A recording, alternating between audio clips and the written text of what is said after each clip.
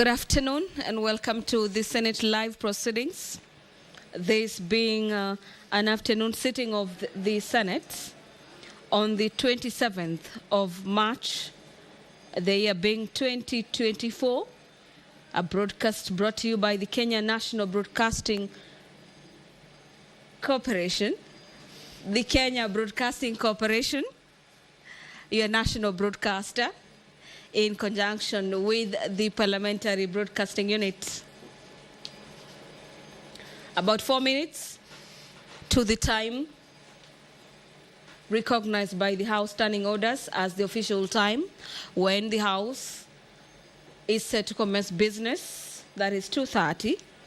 Allow me to take you through the highlights in the order of business today before the official commencement of business. The local content bill, Senate Bills number 50 of the year 2023, is a bill that will be read for the first time before the floor of the House this afternoon. This bill is sponsored by the Chairperson Standing Committee on Matters Energy. This is an act of Parliament aimed at providing a framework to facilitate the local ownership, control, and financing of activities connected to the exploitation of gas, oil, and other petroleum resources, to provide for a framework to increase the local value, capture the long value chain in the exploration of gas, oil, and other petroleum resources for the connected purposes.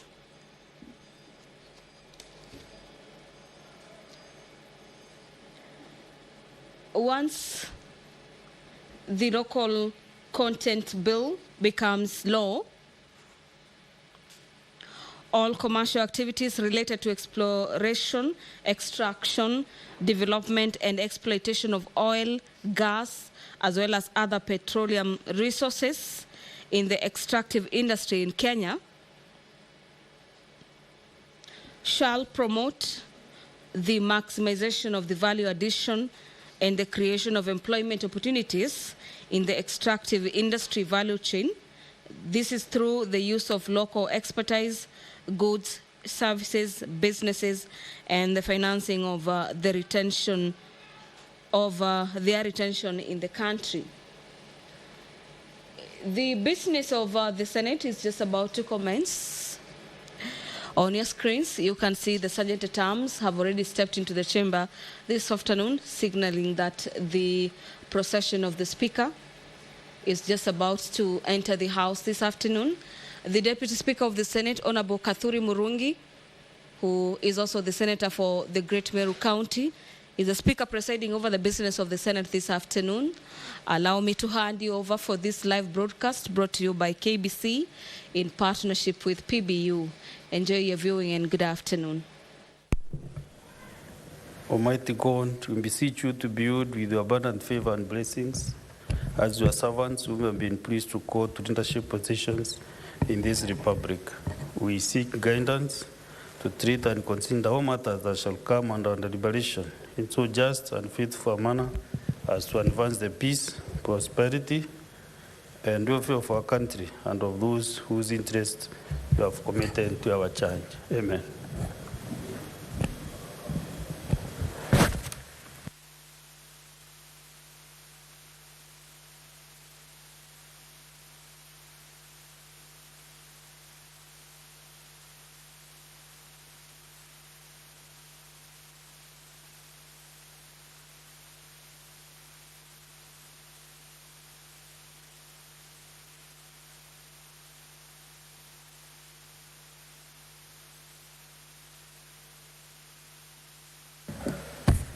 Clerks, confirm whether you have quorum. So let's ring the quorum bell for 10 minutes.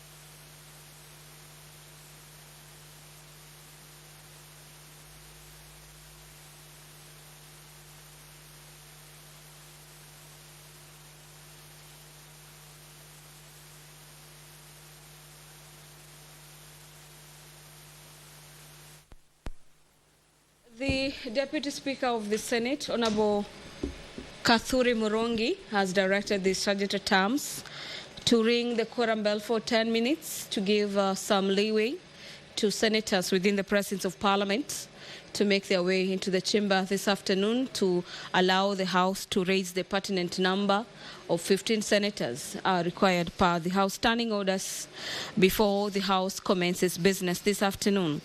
As we await for that number to be attained, allow me to keep briefing you on the agenda for consideration by senators this afternoon.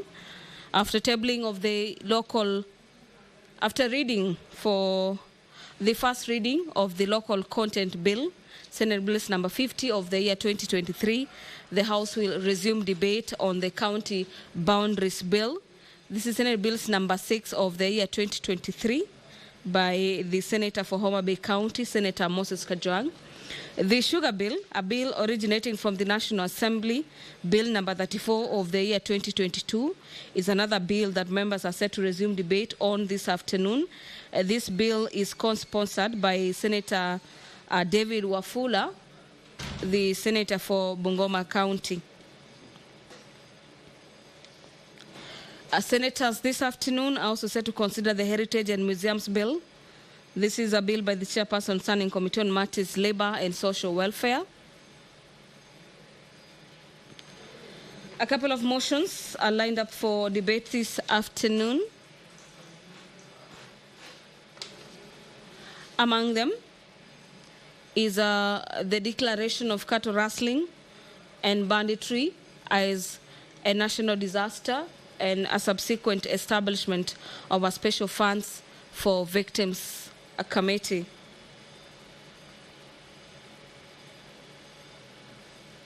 In this particular motion, the Senator for Baringo County, Senator William Cheptumo, seeks to have the Senate resolve that the national government, through the Ministry of Interior, National Administration, in collaboration with the Council of Governors, do declare cattle rustling as a national disaster, establish a national task force on matters cattle rustling and banditry that will investigate the causes of the rampant cattle rustling cases and banditry in the affected regions in the country, as well as create a special fund for mitigating the losses suffered by and in compensating all victims of cattle rustling in the country. The House has raised the quorum this afternoon. Allow me to hand you over so we can follow up on the developments from the chamber. Enjoy your viewing. Order number 2, communication from the chair. Order number 3, messages. Honorable Senators,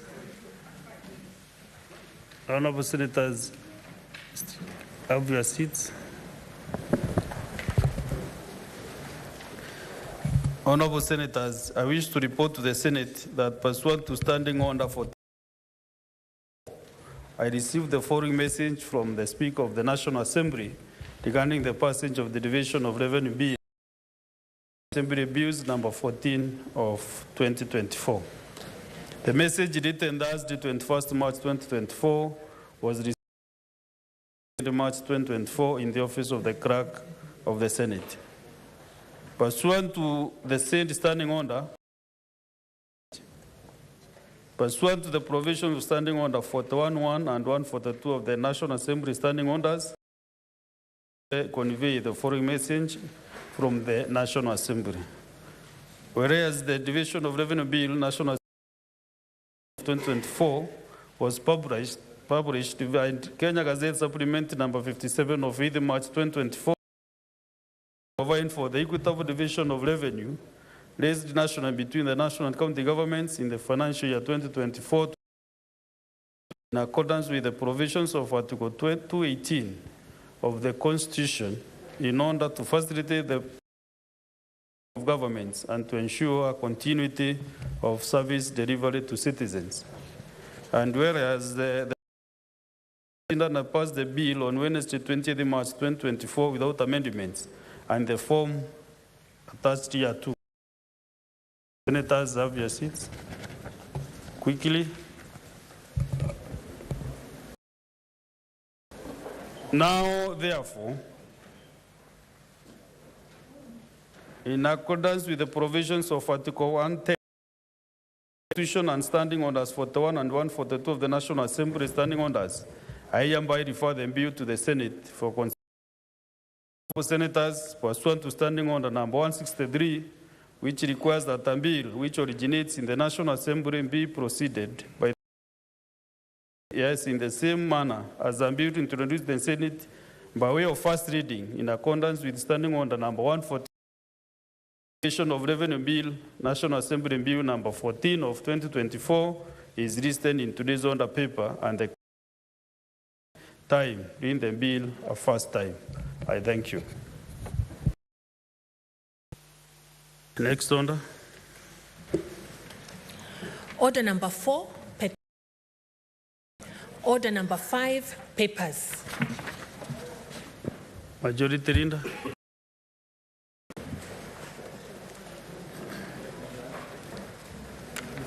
Mr. Speaker, sir, I beg to lay the following papers on the table. 6th of March 2024. First is a report of the Auditor General on the financial statements of Kisumu County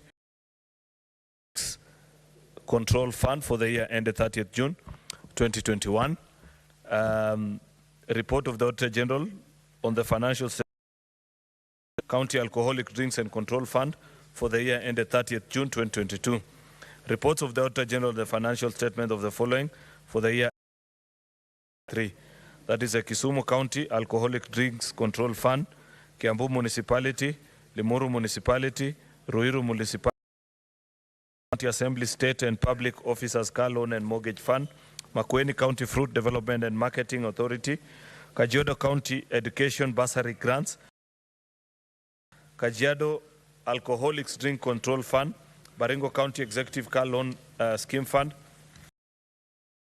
Baringo County Assembly Catering and Health Services Scheme Fund, Baringo County Youth and Women Fund, Vihiga County Facility Improvement Fund, the County Government of Vihiga Climate Change Fund, County Government of Homa Bay County Revenue, Kisii Barrel Hospital, Kericho County Executive Star Mortgage Scheme Fund, Municipality of Eldoret, Garissa Municipality, Municipality Government of Nyamira, County Revenue Fund, and Trans Nzoia County Elimu Bursary Fund. Mr. Speaker, I beg.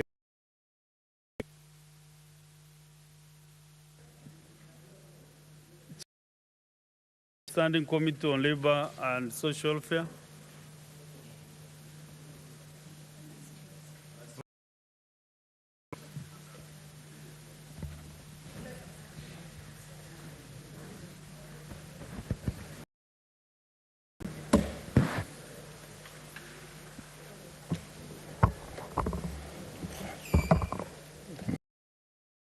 I beg to lay the following paper on the table of the Senate today, 26 March 2024. Report of the Staff Labor and Social Welfare on the Gambling Control Bill, National Assembly Bills number 70 of 2023. Next order.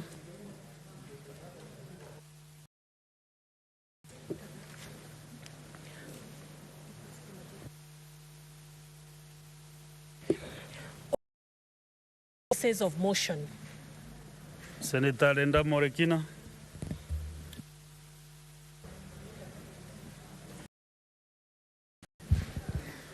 Thank you, Mr. Speaker.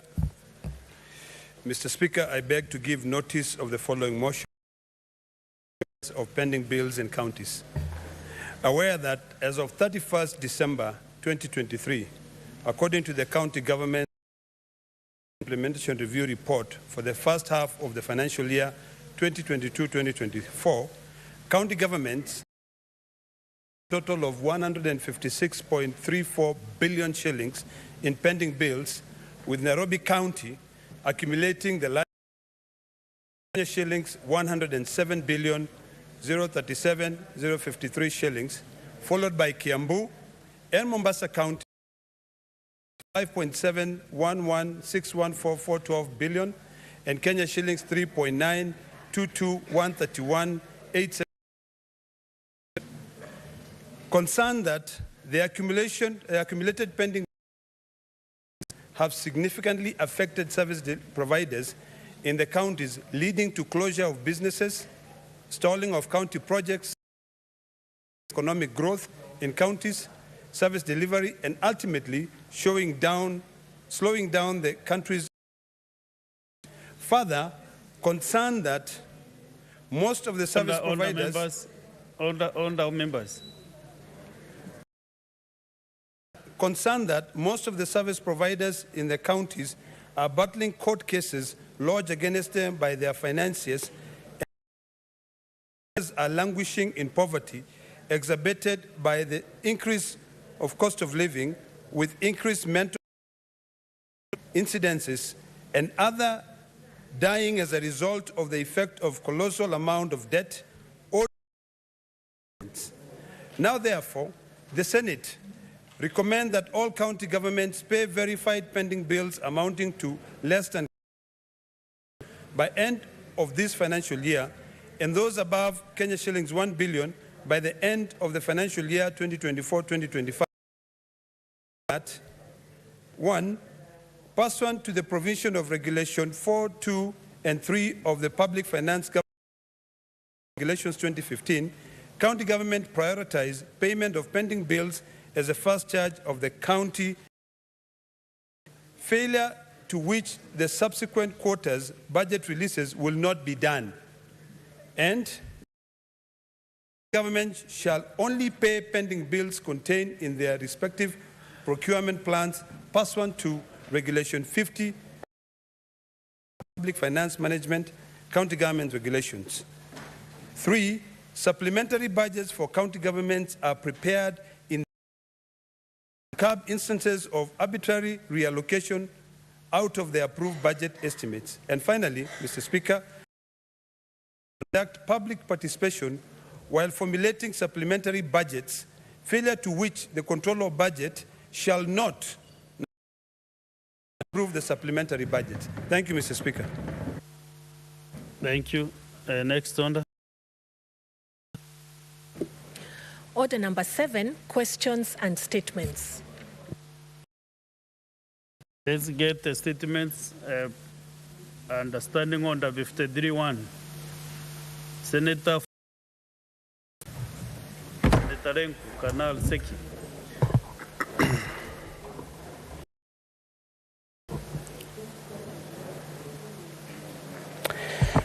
Thank you, Honorable Speaker.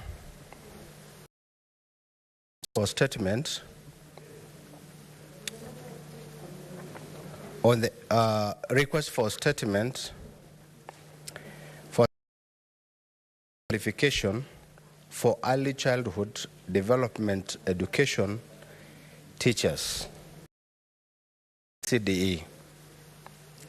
I rise pursuant to Standing Order 53-1 to seek a statement for the Standing Committee on Education regarding early childhood development education, ECDE, in the country, in light of the change of policy by the Ministry of Education and the Teacher Service Commission, raising the minimum entry qualifications into teaching service from certificate to diploma. In the statement, the committee should indicate the number of ECD institutions in each county, as well as the collective number of teachers that have been employed at the institutions in the last 2 years, setting the shortfall, if any, and report on the effect of the new directive that raises the minimum entry qualification into the teacher service for both pre-primary, ECDE, and primary level from certificate to diploma with a minimum grade of a C-plane in KCSE from the previous requirement of a D-plane, and further spell out measures in a place to ensure that ECDE institutions will be inadequate, staffed in light to the directives. Thank you, Honorable Speaker. I want to continue. Two statements. One more statement. A request for a statement on the fate of teachers holding P1 certificates following a review of entry qualifications into the teaching service. Honorable Speaker, I rise to pursuant to Standing Order 53-1 to seek a statement from the Standing Committee on Education regarding the fate of teachers holding P1 certificate following the change in policy by the Ministry of Education and the Teacher Service Commission, raising the minimum entry qualification into the teaching service from certificate into diploma.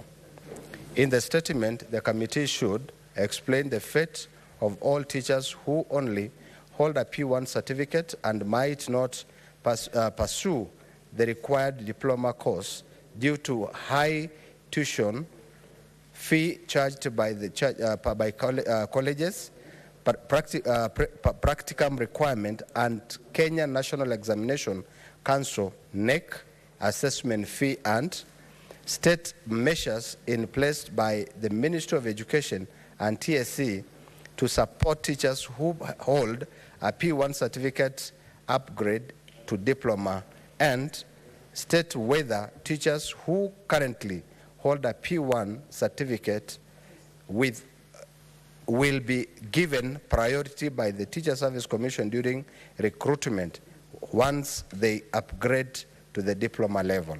Thank you, Honorable Speaker. Thank you. Next is Senator Agnes Kavidu.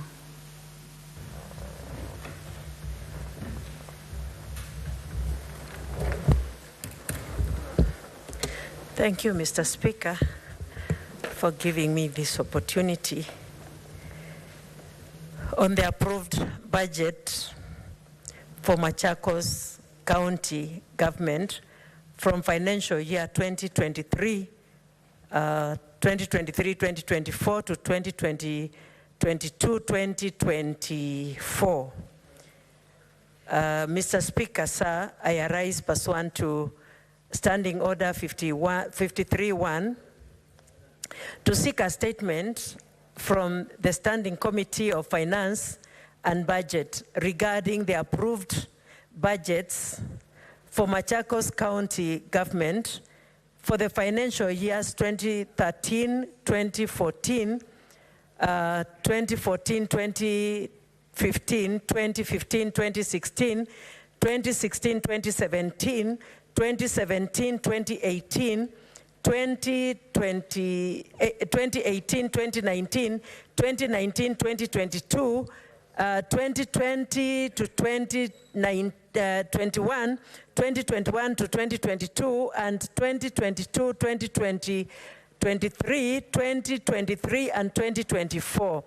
In the statement, the committee should, 1, provide the financial search for the companies, for the company details, CR12 certificates from the registered of companies of each of the suppliers contracted to undertake approved vendors, suppliers, approved projects valued at 500,000 and above, and each financial year listing all approved vendors, suppliers, and service provided, and 2, furnish the Senate with a list of all projects funded by the county government during the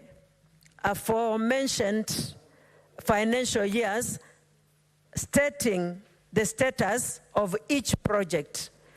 Thank you, Mr. Speaker. Senator Kavindu, MP, Machakos County. Senator James Murango. Thank you, Mr. Speaker, for giving me this opportunity. Mr. Speaker, sir, I rise pursuant to Standing Order 53-1 to seek a statement from the Standing Committee on Roads, Transportation and Housing regarding the delay upgrading of infrastructure in Gurban Town, Kirinyaga County. In the statement, the committee should, one, explain why the road infrastructure in Gurban Town in Mwea constituency has not been upgraded for many years, noting that aside from the town being an important administrative unit in the county, it also hosts the country's major agricultural market and links Kirinyaga County to other neighboring counties. And two, state plans by the Kenya Urban Road Authority, KURA, for the upgrade of the roads infrastructure in Gurban Town during the current financial year, listing the planned projects, budget and the timelines for the completion of the projects. Thank you, Mr. Speaker. Very well, Senator Beth Sengo. You have two statements, read them concurrently. Thank you, Mr. Speaker. On the access to opportunities and improvement of the quality of life and status of the Dassanach community in Marsabit County. Mr. Speaker, sir, I rise pursuant to Standing Order 53-1 to seek a statement from the Standing Committee on National Cohesion, Equal Opportunities and Regional Integration regarding the access to opportunities and improvement of the quality of life and status of the Dassanach community in Marsabit County. In the statement, the committee should, one, state the population of the Dassanach ethnic community in Marsabit County, explaining why members of the community lack the necessary national identification documentations, and further state the steps being taken to ensure the issuance of said documents. Two, state the number of public schools within the areas hosting the Dassanach in Marsabit County and the measures the government is taking to ensure access to education and infrastructure development for the community. Three, outline the projects implemented under the Equalization Fund that seek to address the systematic issues that hamper access to opportunities and equality for the said community since the inception of the fund. And finally, provide details on interventions designed to examine and resolve the systematic issues hindering marginalization of communities, particularly those in border regions, from achieving sustained and equitable development over the next decade. Mr. Speaker, sir, allow me to read the second statement. Mr. Speaker, sir, I rise pursuant to Standing Order 53-1 to seek a statement from the Standing Committee on Education regarding compliance by schools with road safety protocols. In the statement, the committee should, one, explain the compliance rate by educational institutions with the vehicles and road safety protocols, including inspection of motor vehicles, adherence to vehicle carrying capacity, transportation hours, and branding of transport vehicles for educational institutions. Two, report on any observed shortcomings in the current transportation guidelines for educational institutions and propose legislative interventions, if any.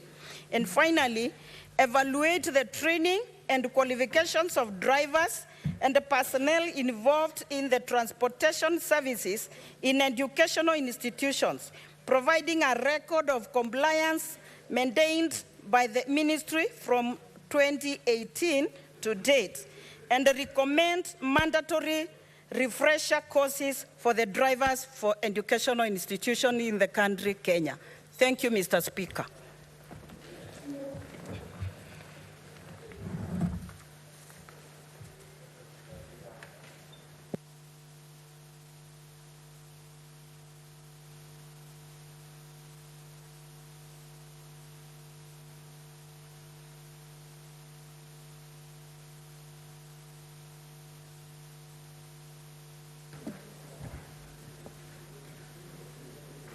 Senator Wakori, read the statement for the Meru delegation.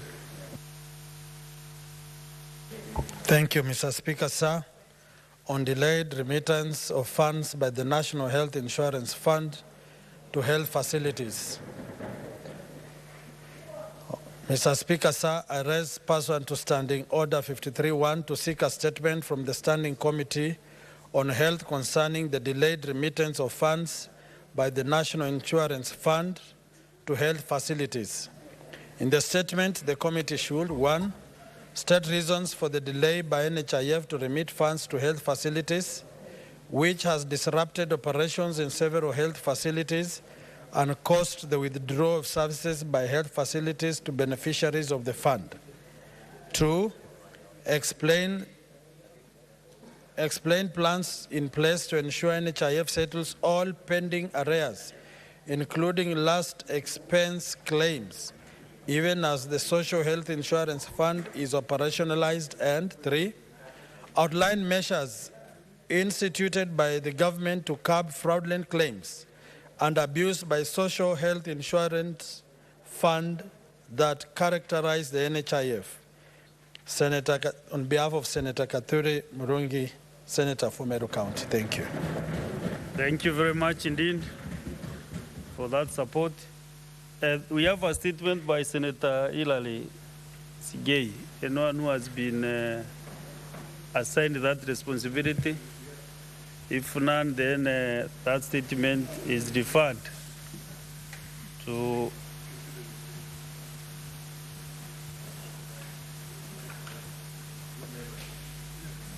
Senator Enda Molekina. Proceed and lead the statement. I know where the member is, so he is still on duty. So lead on his behalf. Thank you, Mr. Speaker. Mr. Speaker, I rise on behalf of Senator Sigei Wakili to seek a statement, pursuant to Standing Order 53-1, to seek a statement from the Standing Committee on Labor, Social Welfare regarding the composition and compliance of various boards, committed, and forums in Bomet County. In the statement, Mr. Speaker, the committee should, number 1, provide an analysis of the composition of the Bomet Physical and Land Use Planning Liaison Committee, the Municipal Board of Sotik, Longisa, and Bomet municipalities, the Bomet County Budget and Economic Forum, the Board of Directors of the Bomet Water and Sanitation Company, and the Bomet County Climate Change Planning Committee, stating the criteria used in appointing members and the status of legal compliance of these entities. Number 2, Mr. Speaker, the committee should furnish details of the advertisements for membership positions in these boards, forums, and committees, along with the recommendation letters from the organizations authorized to nominate candidates, appointments letters, the short list of selected candidates, and documentations of conducted interviews, if any. Number 3, the committee should present copies of the Gazette notice pertaining to the appointment and gazettement of the members of these boards, forums, and committees, reflecting on the procedural adherence to statutory requirements. And finally, the committee should provide information on the conduct of inaugural and subsequent meetings by these boards, forums, and committee, tabling copies of the relevant minutes, signed by Senator Wakili Hilary Sigei, MP, Senator for Bomet County.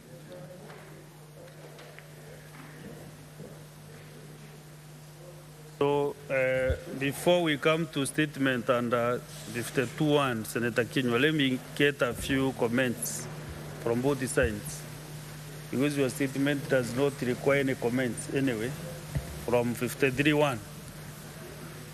We start with Senator Sifuna Edwin.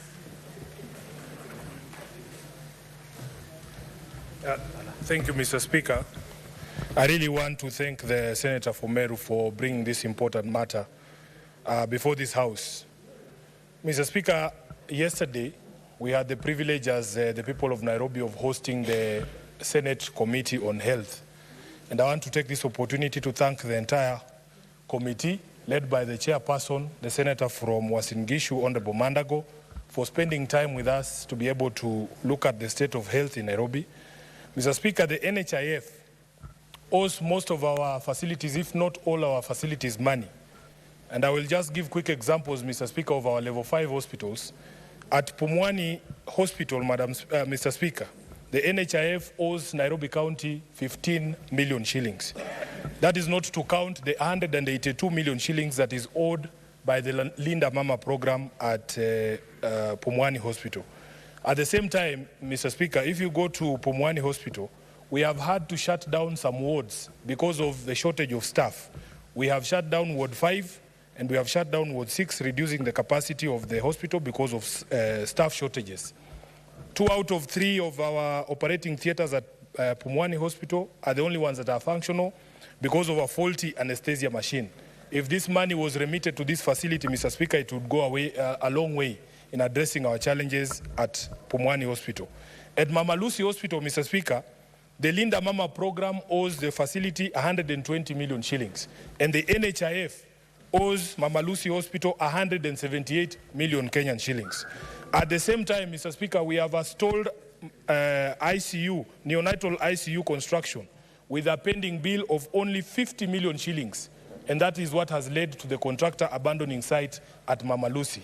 If NHIF were to give us our money, the 178, I am sure it would go a long way. That is more than half of the proposed budget for the construction of the neonatal ICU, which also include, Mr. Speaker, a burn unit that would have taken care of all the victims from the Embakasi fire blast, Mr. Speaker.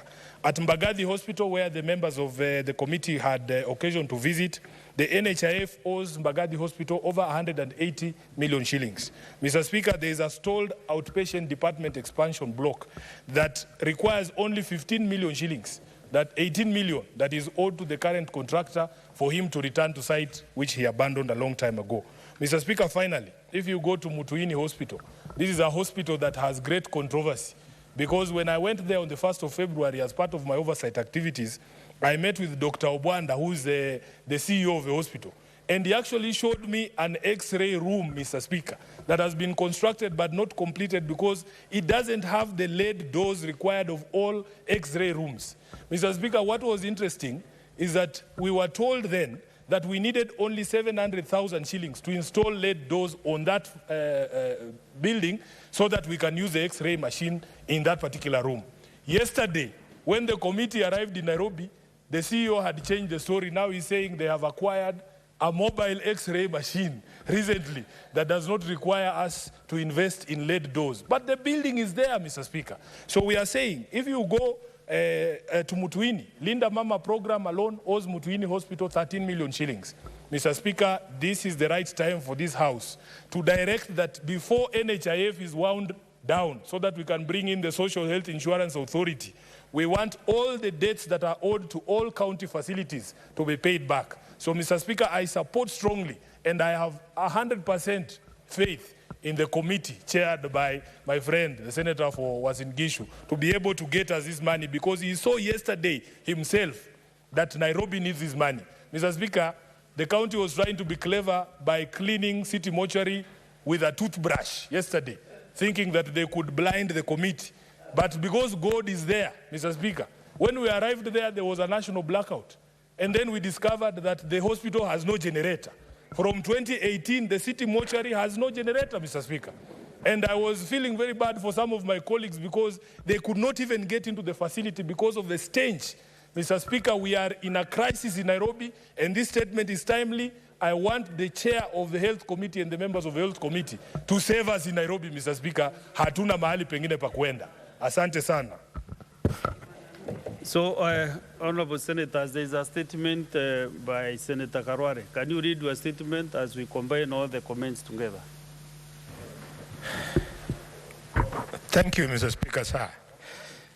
Mr. Speaker, sir, this is a request for a statement on the distribution of fake fertilizer to farmers in various parts of the country and in Kakamega in particular. Mr. Speaker, sir, I rise pursuant to Standing Order number 53/1 to seek for this statement from the Standing Committee on Agriculture, Livestock and Fisheries regarding this distribution of fake fertilizer to farmers in Kakamega and various parts of the country. Mr. Speaker, in the statement, the committee should One, explain the circumstances leading to the impounding of over 700 bags of fake fertilizer in Malaba constituency, Kakamega County, stating how many of these fake fertilizer bags had been distributed to or bought by farmers by the time the fake fertilizer was impounded.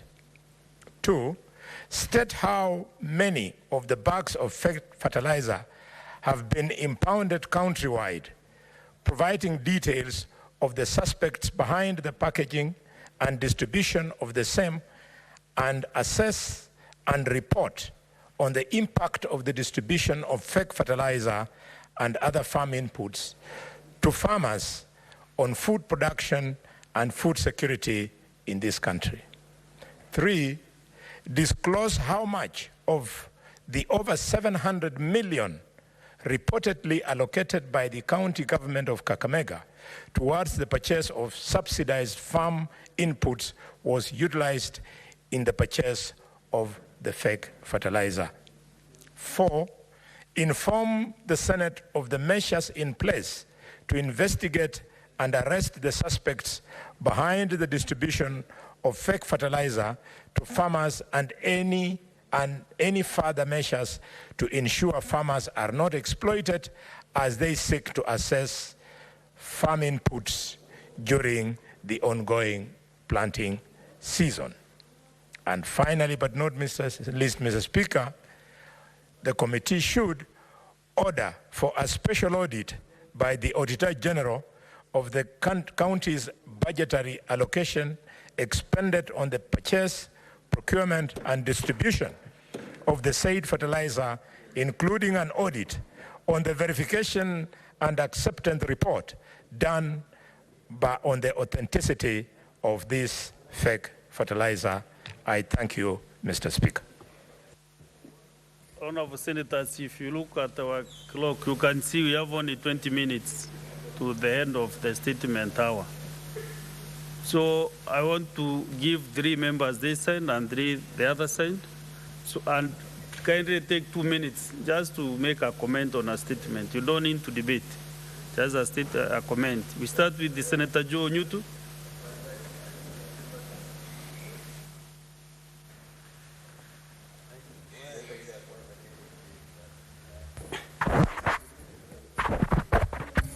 Thank you, Mr. Speaker, for that opportunity.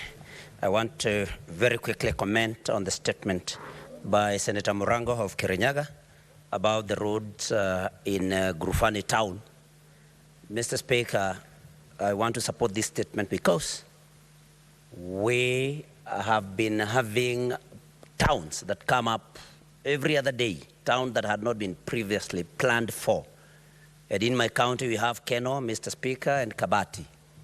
And I support and say that the government should be very responsive because this is a government that cares for its people, that when a town springs up, then the government should respond and provide the necessary road network, Mr. Speaker, sewer lines, water, and that kind, those amenities, Mr. Speaker. And the government has KURA, that is Kenya Urban Roads Authority, and so KURA should be very responsive to this, Mr. Speaker, and I support, even as I say that every other town that springs up should be taken care of, Mr. Speaker. Allow me to also comment on the statement by Senator Beth Siengo about the safety of learners, Mr. Speaker, on the roads. And this could not have come at a better time, Mr. Speaker. We lost about 2 weeks ago or so a number of students from Kenyatta University, Mr. Speaker, and my concern is that sometimes these drivers of institutional buses are not used to long distances, Mr. Speaker, and so there should be a good program to see to it that learners, whether in university or other lower levels, that they are safe on our roads, Mr. Speaker, and NTSA should see to it that the buses are designed to transport students, Mr. Speaker, that the drivers are trained even for long distance journeys, Mr. Speaker. So, because you say we do not have much time, Mr. Speaker, let me end there, but we must take care of our learners on the roads. We must respond to towns that just spring up and where most of our people are living. You know, I come from a county where we always talk of buroti, maguta, and when these burotis are sold, of course, Mr. Speaker, then we get towns that were not previously planned for. Thank you very much. What did you say about plots? Can you kindly Mr. Speaker, I meant nice plots. Our people will market them as buroti, maguta. Buroti means plot. Maguta means oily ones, good ones. That's what I meant, Mr. Speaker. Senator Manzo Daniel. Thank you, Mr. Speaker. I would like to comment on Senator Halwale's statement. Mr. Speaker, the issue of fake fertilizer is a very serious matter in the country. And Mr. Speaker, that means that many farmers, and when you hear the amount of money is involved and the amounts, Mr. Speaker, and even the packaging, which is done by government institutions, Mr. Speaker, it means a lot of farmers are going to be cheated. It means once you plant with fake fertilizer, you are not going to have a harvest despite the good rains in the country. It means a lot of residents' efforts are going to go into waste, Mr. Speaker. Have you worked so hard in your farm, believing and honestly so that you have bought the right quality of fertilizer? Mr. Speaker, this is a matter which involves crime and I believe should be investigated thoroughly. But most probably, Mr. Speaker, is institutionalized crime. And some of the people dealing with this institution, Mr. Speaker, although the police have been very vigilant on this particular matter and caught some of this fertilizer in Molo, while in transit in lorries, Mr. Speaker, it's a matter, Mr. Speaker, which should be taken seriously by this Senate, and I'm glad to belong to the Committee of Agriculture. Those people must be brought into book, Mr. Speaker. Recommendations made to DCI and the prosecution ensue, Mr. Speaker. And the right thing done to these farmers, a way of retribution by the government to make sure the right fertilizers get to these farmers in good time. Mr. Speaker, if, as a Senate, we have a mandate to make sure that the counties are well taken care of. And I really want to thank Senator Halwale for taking this very fast action, bearing in mind the farmers who are being conned. They look so, you know, that they were very believing. They really believed and honestly saw to the government, but somebody really cheated them. By the time they discovered these were stones, Mr. Speaker, it's a very serious matter. I thank you, and I would like to participate to make sure these people are brought to book. I thank you, Mr. Speaker. Senator Chalgei Samson. Thank you, Mr. Speaker. I want to support the statement by Senator Boni Halwale on the issue of fertilizer. Mr. Speaker, I think I brought a statement last week. Mr. Speaker, I said in Kapcherop in Elgeyo Marakwet County on Sunday that the selling of fake seeds and fake fertilizer should be declared a capital offense, just like murder. Mr. Speaker, Nandi, we have experienced such challenges in a number of cereals depots within Nandi County, and even we have seen in media, Mr. Speaker. I want to request the government that selling of fake fertilizer, fake seeds, should be declared capital offense. And if need be, Mr. Speaker, those people should be treated as terrorists. Because if as farmers we get fake fertilizer and fake seeds, we don't get food security. And when we don't get food security, Mr. Speaker, which is worse than terrorism, Mr. Speaker. So this is a very serious matter, Mr. Speaker. We expect the Minister of Interior, Professor Kithure Kindiki, to report so far mechanisms he has put in place, Mr. Speaker. Mr. Speaker, I want to call upon the CS of Agriculture to dissuade fears of farmers, Mr. Speaker. And even what were they doing until people are giving under subsidy program to sell fake fertilizer and fake seeds, Mr. Speaker? Somebody is sleeping on the job, Mr. Speaker. Mr. Speaker, because we cannot risk, Mr. Speaker. Senator Chalgei, for record purposes, did you say Kenya Bureau of... Yes, Kenya Bureau of Standards, sorry. Kenya Bureau of Standards, thank you, Mr. Speaker. And that is why you are the one of the chair. Mr. Speaker, I know that what was Kenya Bureau of Standards doing? Until farmers, Mr. Speaker, it is very important. They are mixing donkey feces with mara, Mr. Speaker, and selling to farmers. Somebody must be arrested. Somebody must be, and I was in the county of Kakamega, and he declared this is a very serious travesty against farmers, Mr. Speaker. But from where we farm, I want to assure the country, we and right seats, I can assure you, as the way the price of unga is going down, it shall continue to go down. Finally, Mr. Speaker, ECD teachers and diploma, Mr. Speaker. Where do you want D- and D+ general to go? Mr. Speaker, we must ensure that D- and D+ get to enroll to ECD and P1 teachers, Mr. Speaker. I said, Mr. Speaker, Teacher Service Commission must allow affirmative action. Because somebody who got D+ or D-, Mr. Speaker, we have had stories where they have become successful. Call county governments to improve on ECD welfare and salaries and remuneration, Mr. Speaker, and ensure that we protect these teachers, Mr. Speaker.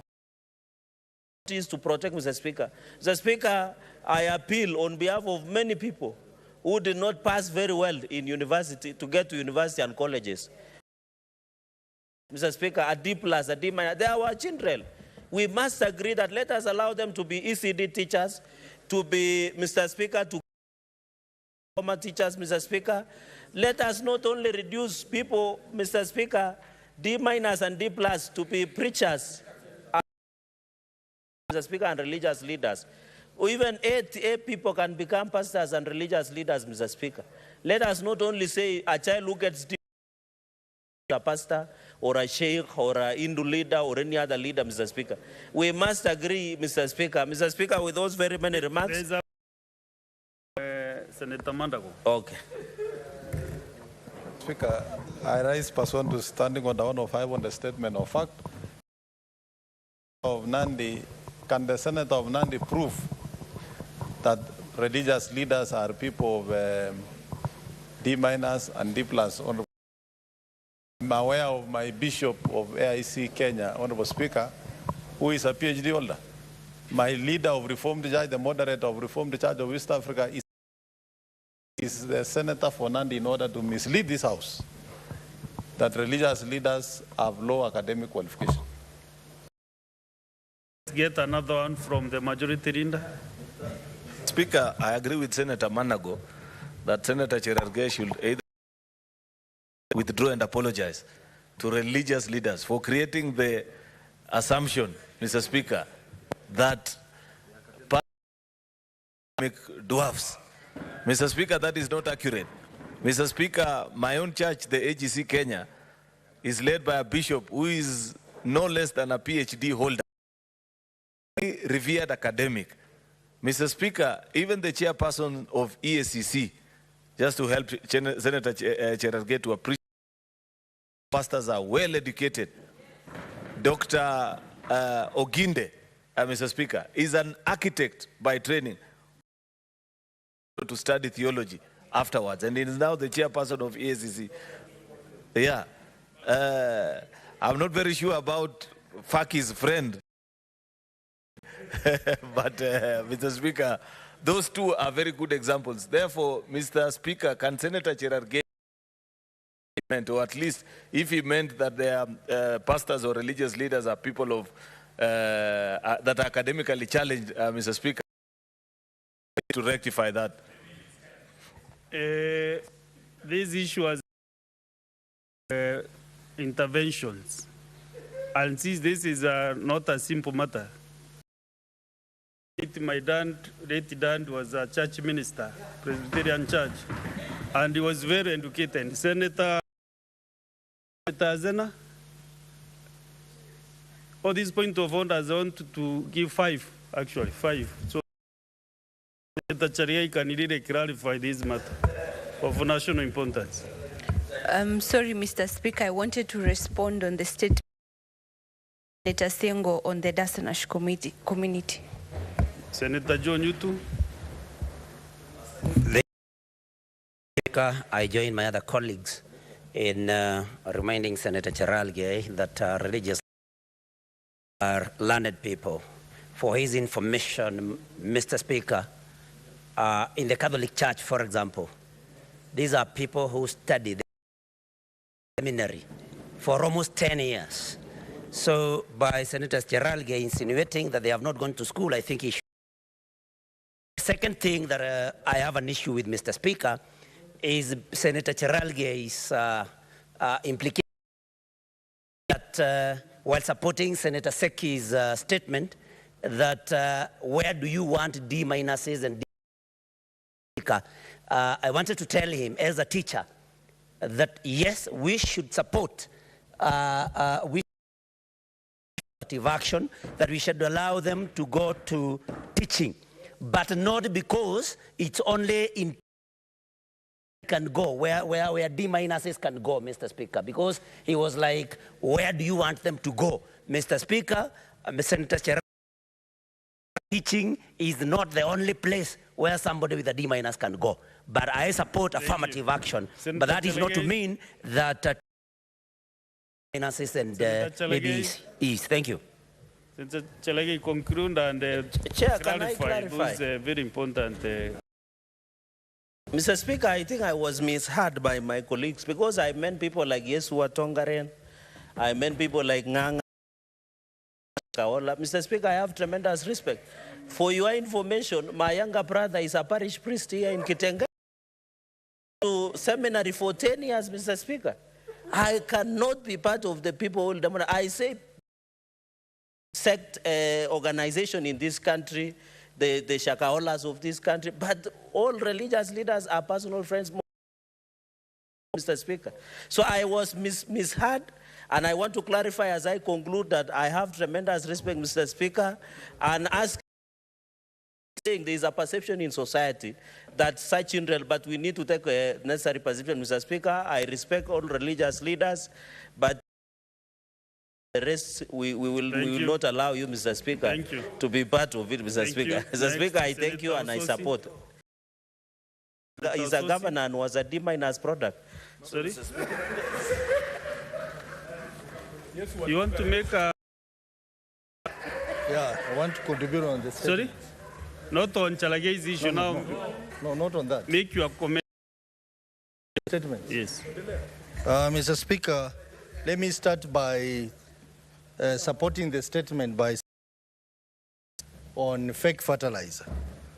And just to add that maybe the committee should conducting an inquiry into the entire subsidized fertilizer. Because apart from the fake fertilizer that is being supplied, Mr. Speaker, we have issues fertilizer subsidy. For instance, Mr. Speaker, this House, we passed the money to our counties. I remember in my county, we passed 97 million shillings. This, and he said that they have not received that money. And the idea around it was that buy fertilizer that suits their soil so that they can distribute to the farmers. But now we have we are passing money to the counties, but the national government is also venturing into a devolved fund role, which is fertilizer subsidy. So that confusion is there. Mr. Speaker, I think it's also important to get the entire supply chain, because this fertilizer was supplied to national cereals and produce. Did they check that fertilizer? This fertilizer was approved. What happened? Those are the questions that we need to ask before. And there was a supply to a national cereals and produce board. Who is this person?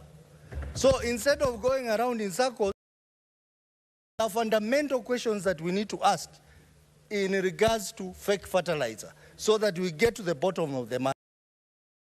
There are some counties which are selling fertilizer at almost double the price of national government, like Kakamega, who are my neighbors.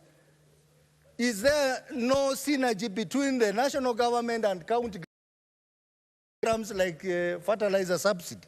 Those are the issues. So, Mr. Speaker, I want to request the committee to look at fertilizer holistically. Fake fertilizer and other issues that our people get value Do you wish of money. to be informed by Senator Chalage? He wants to inform you on I don't want any information. Proceed. From Chalage. Mr. President, on the statement by Senator Mudama on the issue of approved budget for and the suppliers. Mr. Speaker, this is a very, very important statement, and how I to consider doing the same for all the counties, because I think what Senator Mudama wants to achieve identity of the suppliers in the county of Machakos. Mr. Speaker, we have people who are senior officials in the county who trade with the counties, either using or using companies in their name. My county is one of them, and I've been observing them wherever they are, if they are listening to me. That the senator of Vihiga is seeing what we are doing, and I'm coming for you. Who are the real owners of this company? And these companies, you have a company doing all the jobs in the county. They are the ones doing the hospitals. They are the ones supplying things. Mr. Speaker, as I said this, you find people are chief officers, others are CECs, doing business. Mr. Speaker, all this defeats the purpose, the spirit of devolution. I think the committee should expand the statement for all the counties, 47 counties, so that we ensure that devolution makes sense, which opportunities are available in our counties are shared within the counties. Unscrupulous people who do business with our money, who do corruption in our county, become billionaires when our people are suffering. Mr. Speaker, I support the two statements. Thank you. Senator Chute Mohamed. Thank you very much, Honorable Speaker. Let me take this opportunity for highlighting the issues of the Dasanach community, which come from my. They're in Northern constituency, but Honorable Speaker, these are people who are super. In Marsabit, we have people not only marginalized, super marginalized, to an extent that if there are people called Dasanach. If you Google today the Dasanach community, these are people who have been there. Honorable Speaker, during the Second World War, the Italians, wanted to invade Kenya through Ethiopia border. But fortunately, the Dasanach community defended that border to the last man, and they couldn't penetrate that border. Some people, Honorable Speaker, are suffering today. These people are people who are being called, some are calling them Meriles, but they are people known as Dasanach. When we visited Dasanach, when we asked those people, how many of you do have, the whole community raised their hands because they don't have identity cards. Honorable Speaker, they have a secondary school up to class 3. Only class up to Form 3. Honorable Speaker, we went to if you go to the police quarters, you will see something I've never seen in my life, Honorable Speaker. There is nothing. The police station looks like as if it had been bombed, like or even Gaza today. That is a police station in Kenya today. And I would like Honorable visit Ileret police station to see what is happening there. Those people are completely neglected. Honorable Speaker, the population is about 40,000. as of 2007. There are no access to road, employment, IDs, and also even hope they don't have. Honorable Speaker, I asked the President some time back if these people can give sub-county. And that process has started, and public participation has been done.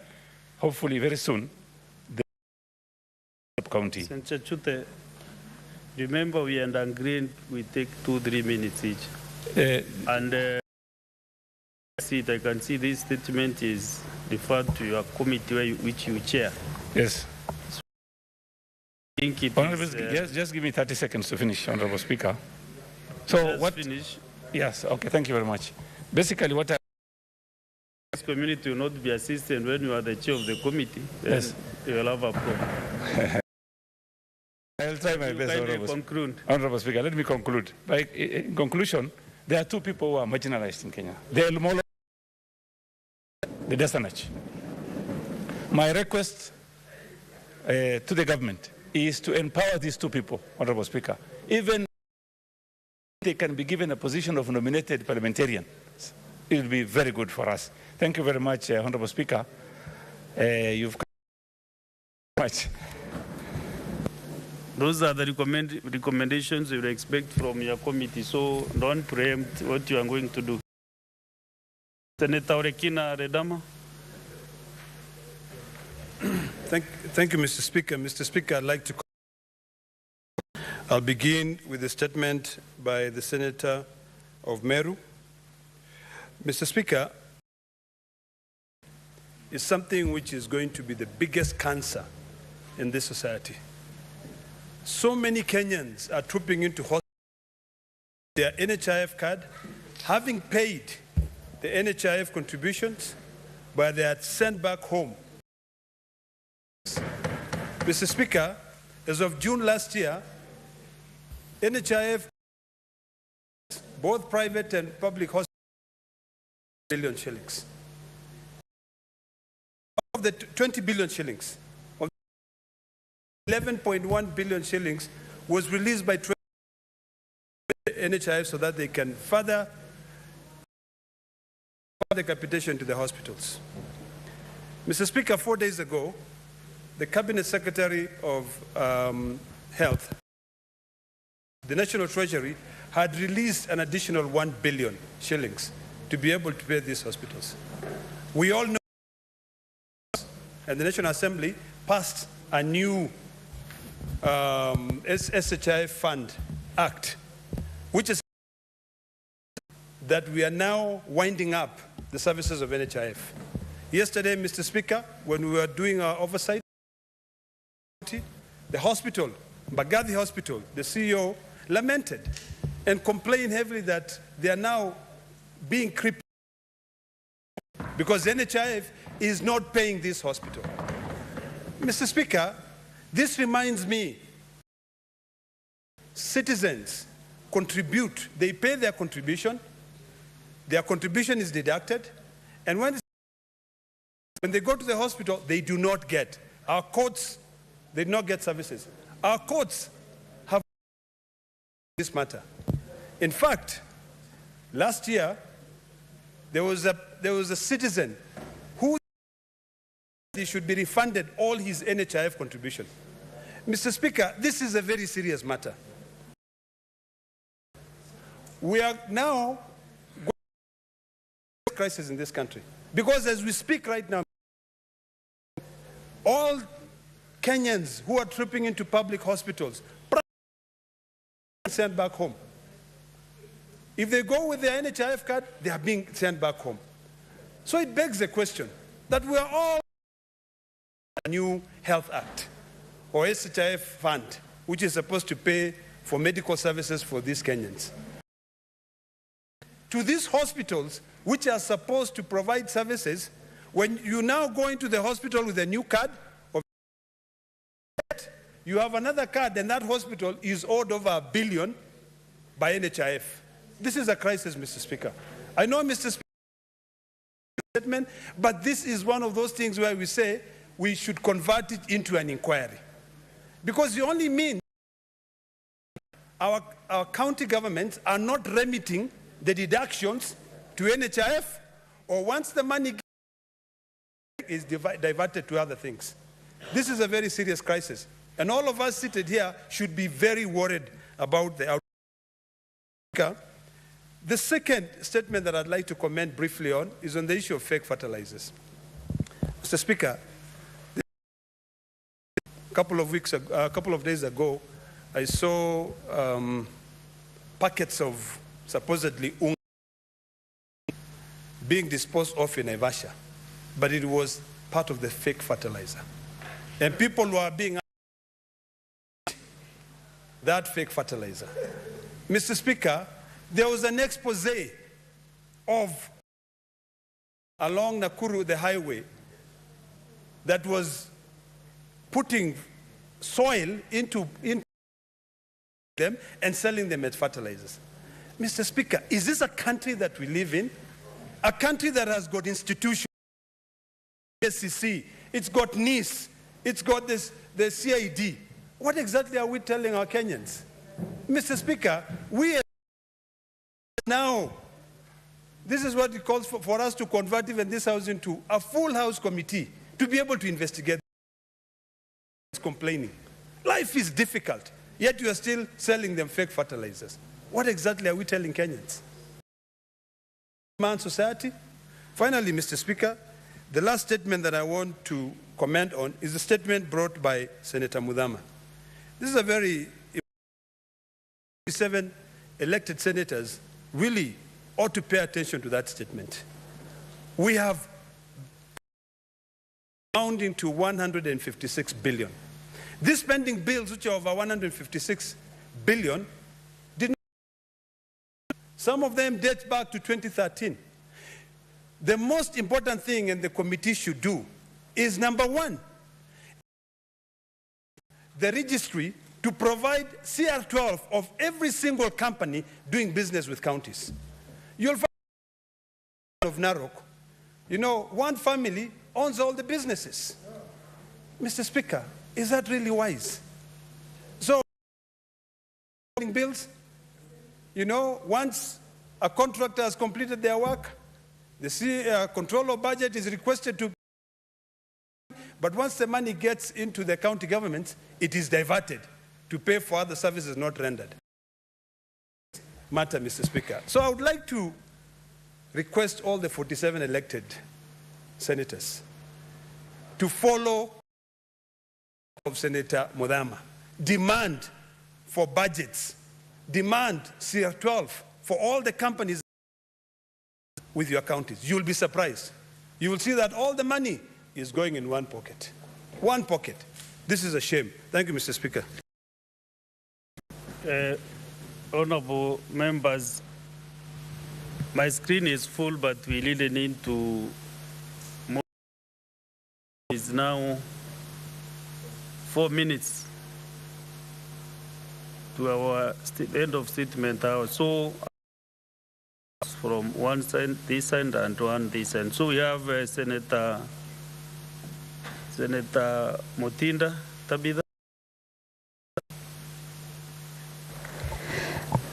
Thank you, Mr. Speaker. The first statement by Senator Boni in regards to the issue of the fake fertilizer. Just pick one statement and I stand guided, Mr. Speaker, no problem. And directly to the point is that the fertilizer that we've seen out there is an issue of trying to paint the government in a very negative way by cartel fake fertilizers and trying to find it in the NCPB stores so that it can is trying to give its own people what is fake, what was not according to what is. I agree that the culprits, the cartels that are doing this should be brought to book, Mr. Speaker. Nairobi Senator Sifuna Edwin. Chairman, I mean to interrupt my colleague, but could she substantiate her allegation that it is nothing more than a scheme to pay. This is a matter of concern for all Kenyans. Some of this fertilizer has been sourced from government stores, some of governments.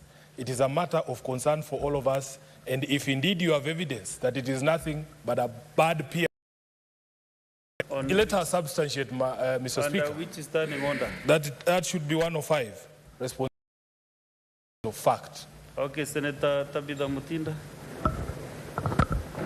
Thank you, Mr. Speaker. For Nairobi, your concerns are valid. And if you would have let me, as you have always been a very good listener, my point is that the to book, because in that it paints it negatively. That was my point that I'm driving in support of this, so that Kenyans stop getting into the worry that they are in right now. They are not sure if the fertilizer that is in the market is correct. So I'm in the agreement that they should be brought to book. Quickly, let me support the SECI's statement in regards to the teachers. Mr. Speaker, I do agree with this statement, because then if our students are getting low grades, like as low as grade E, I am in the front line, Mr. Speaker, supporting the Kenyans who got grade E in this country. Scholarships of ICDL so that they can be able to better their lives. In that regard, you realize the ministry has a grading system of grade A to grade E. But then where do we leave our students who have highest grade and they have scored the last grade, and yet they contribute to the economic empowerment of this country? To Senator Mudhama's statement in regards to the pending bills, I want to state that as the Vice Chair of Finance and Budget, asked our clerk to be able to submit all the pending bills for all the counties, because we've realized all elected are the pending bills, which is very important, which we agree. And also further to the issue of the CR12, we can't wait to be able. And I would request, actually, if you would actually not only ask for Machakos County. I know as we speak, the allegations of the governor doing business with the Sun is an allegation. It is all over in the social media. And it would be prudent if actually we do not execute for Machakos County, but so that we can be able to get an all-compassed report in our committee, and you can be able to share with Mr. Speaker. I think you've been overtaken. Much has been of concluding. So, let's get the two important leaders from both sides to conclude this. I rise to support the statement by Madam President, Senator Bates, on the regional integration regarding the access of opportunities and improvement of the quality of life and community in Marsabit County. Mr. Speaker, coming from a very marginalized community, I want to reiterate and add onto the voice of the Senator for Marsabit County that the Dasanach community are super marginalized. Mr. Speaker, this is a community that spans across 3 countries, that is Ethiopia, South Sudan, and Kenya. But we have realized as pastoralists that those in South Sudan and the Ethiopian side are very well taken care of and given the respect and the decency they deserve to be citizens of those respective countries. But Mr. Speaker, the ones in Kenya are living under complete marginalization, abject poverty, and they are actually, they fit to be living like wild animals. Mr. Speaker, where the Dasanach people live, I know coming from Samburu County that they are my neighbors, and I know that most of them do not even go to school. They are just living like headless chicken in the forest, and it is unfair for us to consider our nation a sovereign state that is taking care of its citizens when we do not ensure inclusivity of all marginalized communities. Mr. Speaker, Article 100 of our Constitution provides for, advocates for promotion of representation of marginalized groups and gives marginalized and minority groups and gives Parliament full power and responsibility to take care of these marginalized groups by enacting laws that protect protect them, Mr. Speaker. Article 204 establishes the Equalization Fund, which also provides basic services like roads, water, and health facilities. This community considers those things very foreign, Mr. Speaker. And Article 56 also puts this states that the state should put in place affirmative action programs. Like the other day we were just discussing about the equalization funds, and these are the communities that were actually in my mind while I was trying to argue this. Mr. Speaker, marginalized and minority groups should be given the right to participate in governance and given special opportunities in education to restore their decency, their human decency. Mr. Speaker, I know that some may argue that the Dasanach people maybe have dual citizenship, belong to Ethiopia more than in Kenya. But our constitution equally gives right to dual citizenships, and through that, Mr. Speaker, we need to take this matter with the seriousness and urgency it deserves, and I'm so happy that the matter has been referred to the Committee of National Cohesion, which is chaired by the Honorable esteemed Marsabit County Senator, and these people come from their community. So I beg that whatever report they come with, we support it fully as Kenyans, because we cannot be proud to be a majority community without taking care of the marginalized community. Thank you, Mr. Speaker. You are debating a statement, you know. Deputy Majority Leader. Thank you. Thank you, Mr. Speaker, sir. Thank you for giving me this opportunity. And I want to support Senator Harwale's statement.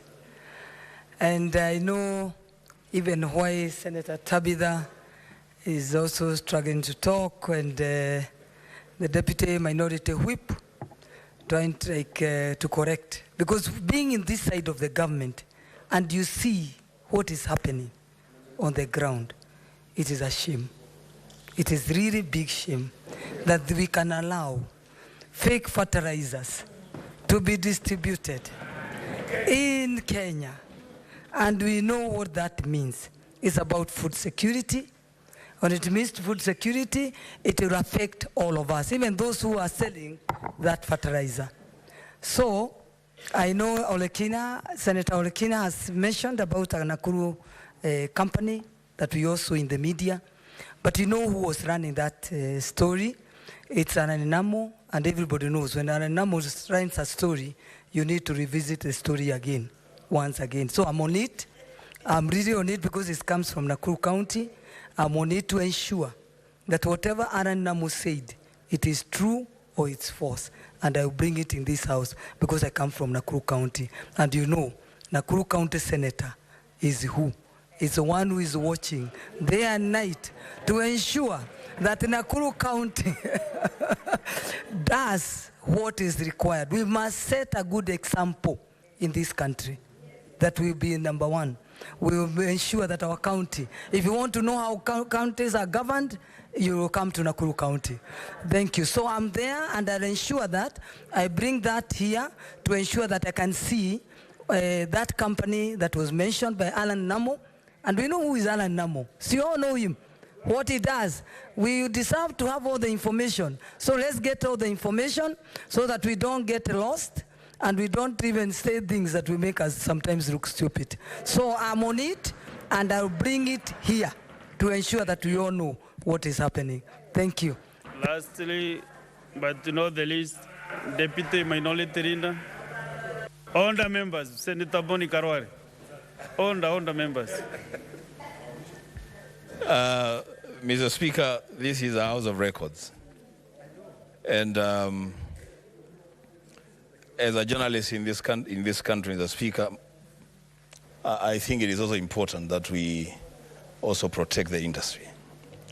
I don't think it's fair and right to despise a practicing journalist in the manner that I've heard Alan being despised, the Speaker, that is not right. But having said that, the Speaker, I will be very brief on the comments for the statement sought by Senator Boni Halwale. You know, Mr. Speaker, we are talking about fake fertilizer, and I think we are getting it wrong. What we are dealing with is not fake fertilizer. It is stones and donkey feces. That's what we are dealing with. Speaker, you know, when you say fake fertilizer, somebody may think that there are elements of fertilizer in that substance. They are resident, Mr. Speaker. This country, Mr. Speaker, we have had many scandals around the fertilizer subsector. And in most cases, there has been issues to do with overpricing, hoarding, delivering fertilizer too late to be of any benefit to farmers. But what we are dealing with now, Mr. Speaker, is a new law that we have sold the National Cereals and Produce Board depots have been used to store and distribute stones and donkey feces in the name of fertilizer. Mr.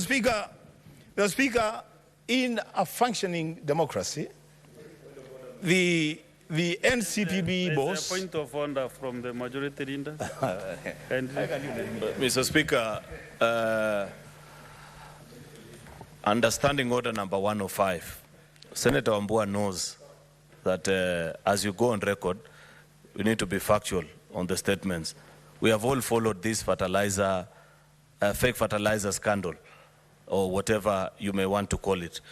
But up to now, Senator Wambua, I don't think that there has been any clarification or confirmation that a farmer went to NCPB store and bought fake fertilizer. The fake fertilizer that is in distribution and all the stories that I have watched, because I've followed these stories so far, are people that are tricking farmers and telling them, as you wait for government, I have others on the side which I can give to you. But to bring down a reputable institution like NCPB, Mr. Speaker, for whatever gain, I don't think, Mr. Speaker, that is fair. Unless Senator Wambua wants to table before this House a confirmation that he has bought fake fertilizer from NCPB, Mr. Speaker, then we will be convinced. But as it is, Mr. Speaker, I'd wish that he confirms to this House. He can carry on like the rest of the colleagues and everybody who's concerned, but tread within the realms of logic and being truthful, Mr. Speaker. So, Senator Wambua, can you clarify or substantiate that statement? Mr. Speaker, you know I respect the majority leader. I don't understand where he's coming from, because it's a matter in the public domain that farmers have complained that the fertilizer that they have received is not fertilizer. And I will repeat it again, it is stones and donkey feces. Secondly, Mr. Speaker, wait, Mr. Speaker, you know we can only speak through you. So why can't relax? Speaker, for the information of this House, that has been brought here by no other than the majority whip, the Speaker. So, Mr. Speaker, it is on record that a multi-agency team has impounded fertilizer in SCPB depots. It's on record. Mr. Speaker, what you are going to do, Senator Wambua, what you are supposed to do is either you withdraw or you provide those facts. It is very easy. Yes, I'm ready to be informed by Senator. No, first is substantiate, and then you will be informed.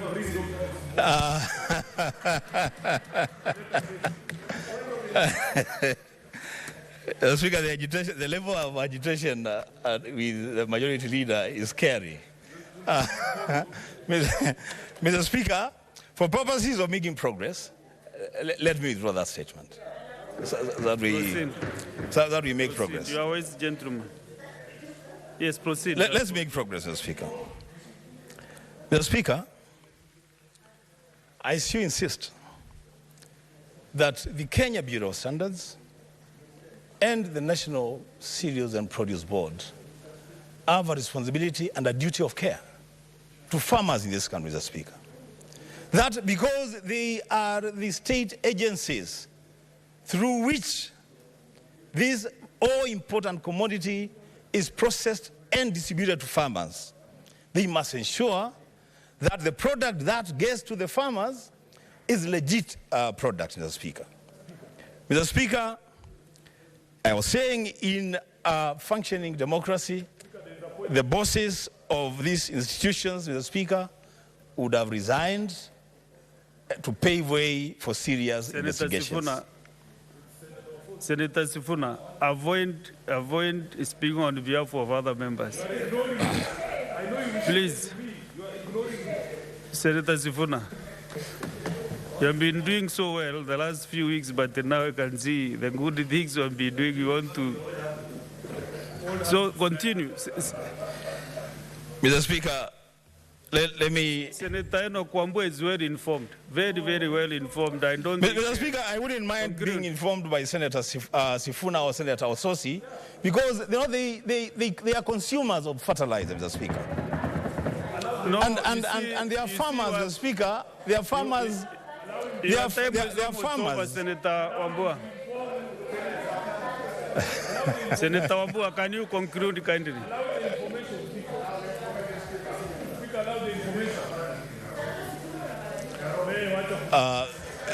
But Senator Sifuna and Senator Oroba.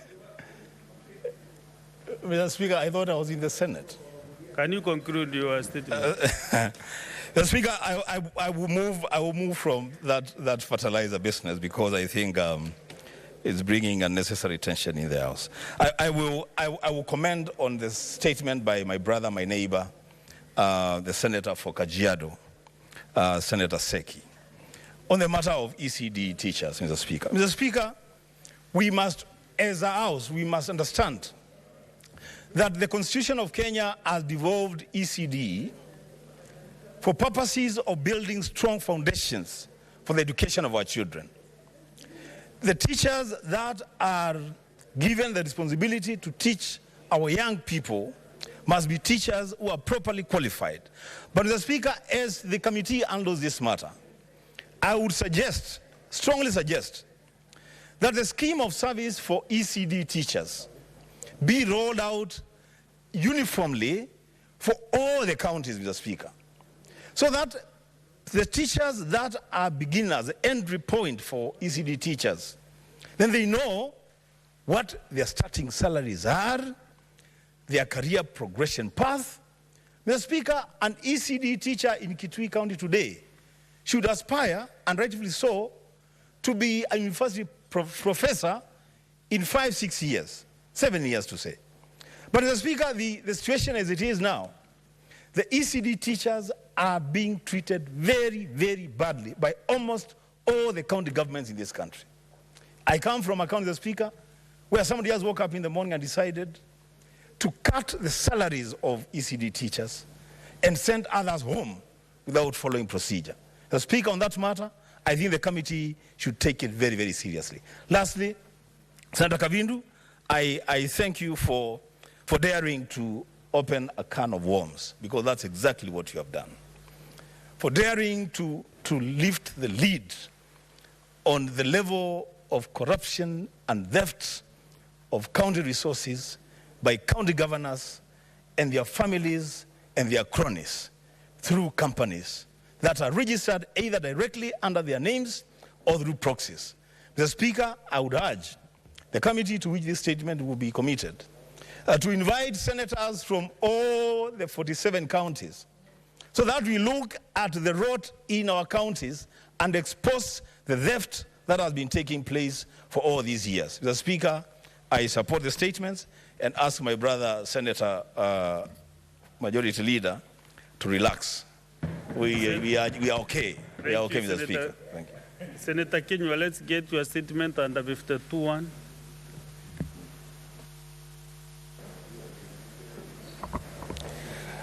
Asanti Bwana Spika kunipa fursa hii. Nasimama kauli ya jumla za bunge maseneta kuhusu ongezeko la wizi wa mifugo katika kata ya Yethi, kaunti ya Laikipia. Mheshimiwa Spika, nimesimama kuambatana na kanuni ya kudumu 52.1 kutoa kauli kuhusu swala la umuhimu la kitaifa kuhusu hali ya usalama katika kaunti ya Laikipia. Mheshimiwa Spika, hali ya usalama katika kaunti ya Laikipia imekuwa ya kutatanisha, hasa katika kipindi cha wiki moja iliyopita. Visa vya kutishia hali ya usalama katika kaunti ya Laikipia vimekuwa vikiongezeka kadri siku zinavyopita. Mheshimiwa Spika, kisa cha hivi punde ni kile kilichotokea usiku wa jana tarehe 25 Machi. Wezi walivamia lokesheni ya Yethi katika eneo la Ndaiga, wodi ya Mgogodo Mashariki katika kaunti ndogo ya Laikipia Kaskazini. Katika kisa hicho, wezi waliokisiwa kuwa 9 waliiba na kutorosha ng'ombe 4 na mbuzi 30 mali ya Bwana Martin Moge Wangai, chifu wa Yethi, pamoja na jirani yake Bwana Boniface Muriithi. Si hayo tu, Bwana Spika, walimshambulia Bwana Mudhoga wa Karoiro, kumchapa kichapo cha mbwa na kumwacha hali mahututi. Mheshimiwa Spika, hali hii ya utovu wa usalama imezua hofu miongoni mwa wakazi wa kata ya Yethi na maeneo jirani, hasa ikizingatiwa visa hivi vya utovu wa usalama vimezidi kukithiri kila uchao. Inatia hofu zaidi visa vya utovu wa usalama vikiwalenga maafisa wanaotarajiwa kuisaidia serikali kuu katika utekelezaji wa usalama mashinani kama vile chifu. Licha ya kuwa na fununu kuwa hawa wezi walikuwa wameonekana na polisi pamoja na magari maalum na vyombo vya usalama na ndege ya lanchi ya Borana kutoa usaidizi wa angani kuwatafuta hawa wezi, hawakuwapata. Lakini hatimaye jioni saa 3:10 walimshambulia chifu na kuimuibia mifugo yake. Mheshimiwa Spika, ikiwa chifu atalengwa katika mashambulizi ya aina hii, basi ni dhahiri kuwa usalama umedorora sana na raia hawapo salama kamwe. La kusikitisha zaidi ni kwamba shambulizi hilo la hivi punde katika kata ya Yethi lilifanyika katika makazi yaliyo karibu sana na kituo cha polisi, ila polisi hawakukabiliana kwa dharura kuwakabili majambazi hawa. Mheshimiwa Spika, nikihitimisha kauli yangu, ningependa kuvisihi vyombo vya kitaifa vya usalama kukabili hali hii ya utovu wa usalama katika kaunti nzima ya Laikipia ili kuhakikishia raia uhuru wa kuendelea na shughuli zao za kila siku pamoja na usalama kama vile ilivyonakiliwa kwenye katiba ya nchi. Hasa ningependekeza maafisa zaidi wa vitengo mbalimbali vya kudumisha usalama kuelekezwa kwa dharura kushika doria nyakati za usiku yaliyolengwa hasa na wezi wa mifugo na visa vyovyote vile vya ukosefu wa usalama katika kaunti ya Laikipia. Kwa kufanya hivyo, watahisi kuwa vilio vyao vimesikizwa na hatua kuchukuliwa. Bwana Spika, Rumguru shambuliwa vijana wawili walipokuwa wakitoka kanisani na kuuawa papo hapo, Bwana Spika. Kwa hivyo Bwana Spika, salama. Nashukuru na nasema asante Bwana Spika.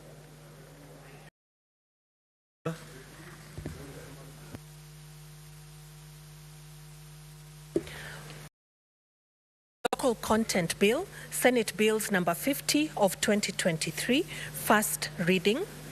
A bill provide for a framework to facilitate the local ownership, control, and financing of activities connected with the exploitation of gas and petroleum resources, to provide a framework to increase the local value capture along the value chain in the exploration of gas, petroleum resources, and for connected purposes. Next order. The County Boundaries Bill, Senate Bill number 6 of 2023, second reading. Okay, Honorable Senators, the debate on the on Wednesday, 20th March, and Senator Andy Okech, so if he is allowed, he can use his 8 minutes. If not, we can get to the next issues to contribute to this bill. This screen is full again. I don't know who is for this bill or the previous that we end. So if you want to speak to this particular bill, I can see Olekina, who is not in the house, Asike, not in the house, Winyaji Faki.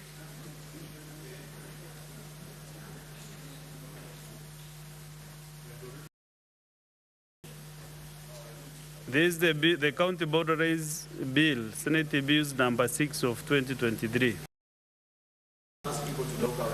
That's what I'm asking.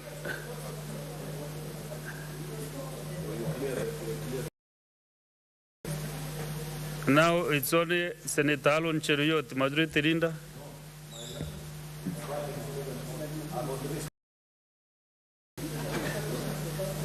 You are the then okay. We have. But I can see you. You spoke twice. Let me to rectify this mess. Oh yeah, Senator Chalge Samson. To county boundaries. Thank you, Mr. Speaker, sir. From the onset, I want to congratulate my chair, super chair, and ranking member, my brother, Senator Moses Kajwang, for bringing this bill. I think this bill, Mr. Speaker, is long. Mr. Speaker, this bill will cure a lot of challenges that we have seen, Mr. Speaker, over time. Mr. Speaker, say as Nandi County, we want this bill because as per the provisions of Article 181, Mr. Speaker, 188, sorry, of the Constitution of County Boundaries, Mr. Speaker, I know even as we have a discussion of this, we have had a challenge of delimitation of boundaries. Since we had postponed it in the last year, Mr. Speaker, I saw in an advert or constituencies across the country are supposed to be wiped out. What we call, Mr. Speaker, I know you understand because you are immediate former of the lower house, that there are specific constituencies. There are a number of 24, Mr. Speaker. On this issue of county boundaries, we have challenges. You see Taita and the neighboring of Kwale. We have challenges in Nandi County with Kisumu. We have also with the Kakamega. There is issue of Sondu between Kericho and Kisumu County, Mr. Speaker. Mr. Speaker, I want to agree that we'll have the status of a High Court, Mr. Speaker, so that when they sit, it can be approved by the President, Mr. Speaker. These county boundaries, we must be very careful because one, it breeds inter-community differences. But two, Mr. Speaker, it also affects revenue collection.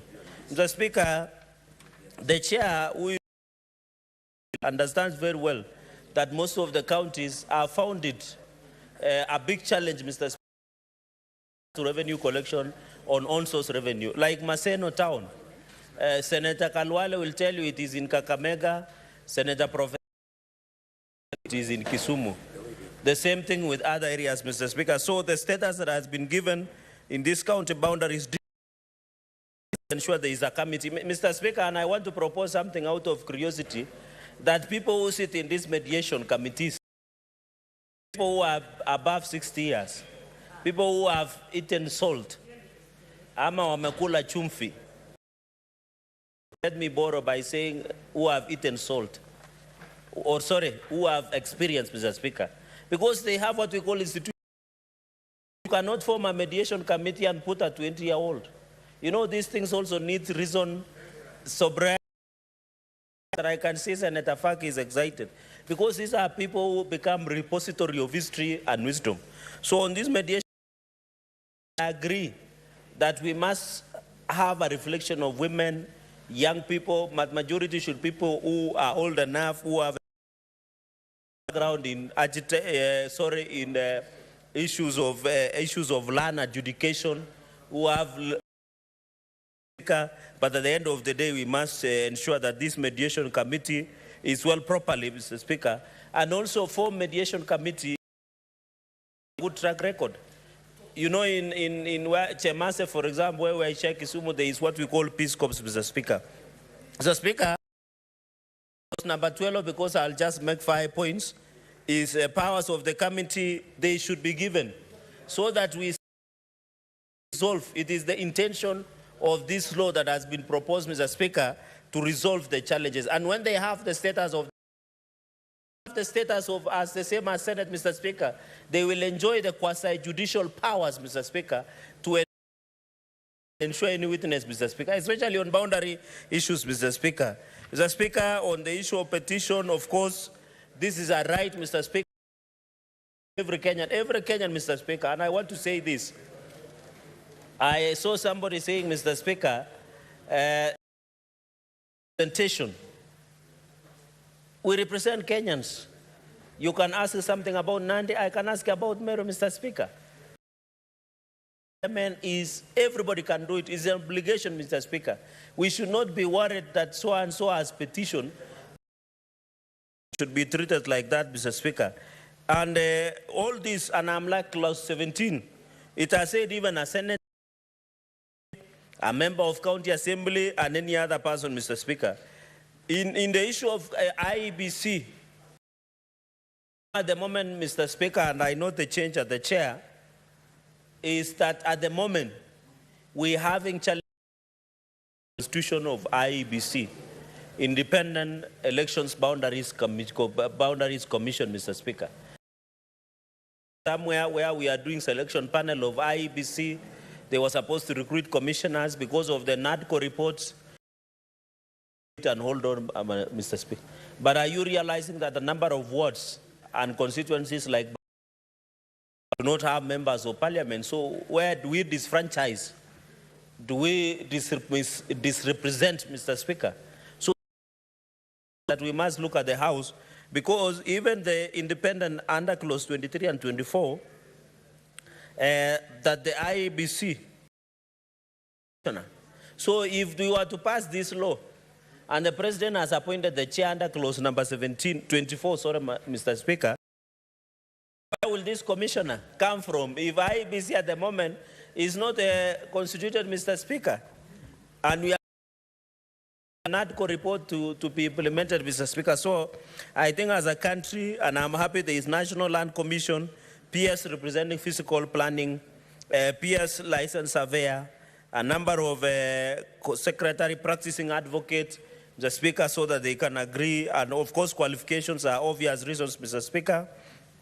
And of course, conduct of and removal from office, Mr. Speaker, inquiry. That is what I want just to react on. Second last point in the clause, a commission established under shall within 90 days of receipt of the petition.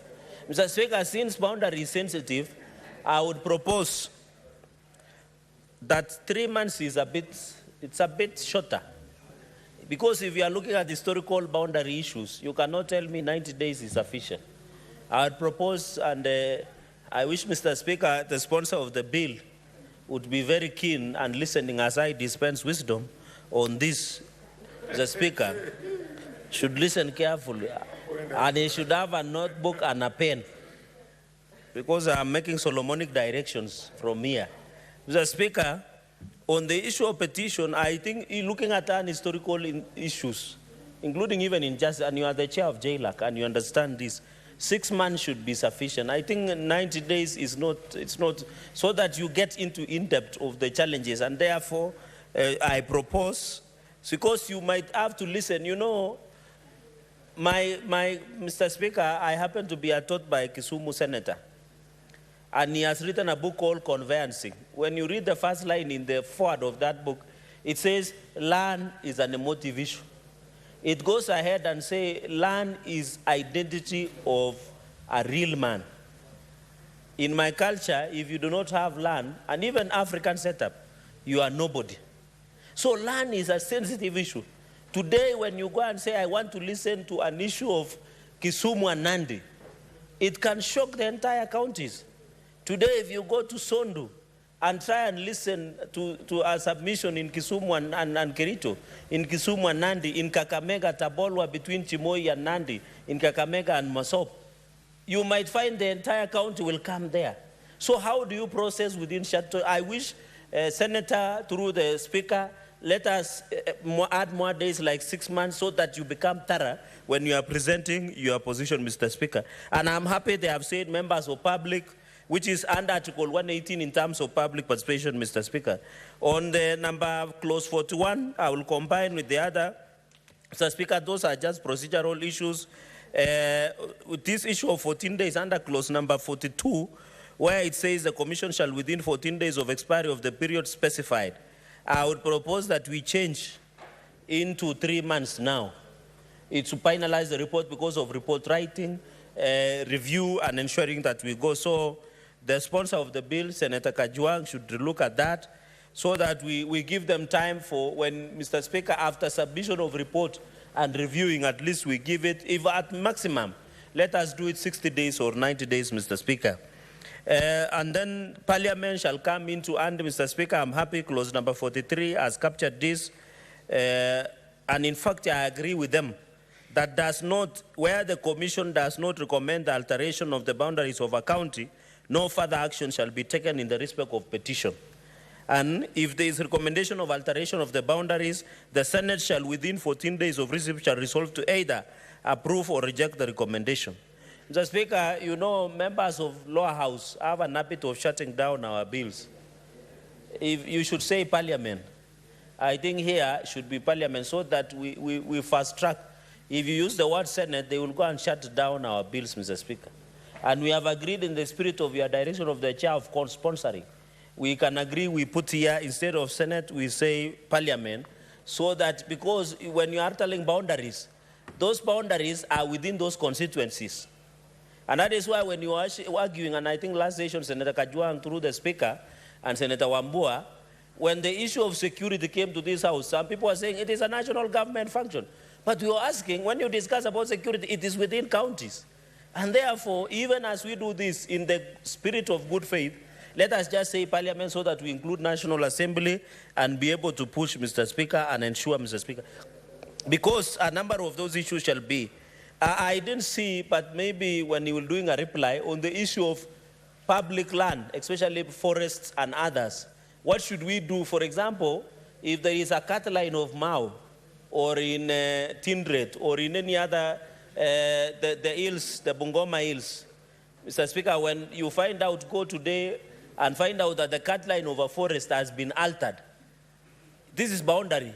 So I'm talking about if it is a forest, a public land, what happens? So I want to challenge the sponsor to ensure that, in concurrence, resolution, of course, I think it should be very easy as clause number 44, Mr. Speaker.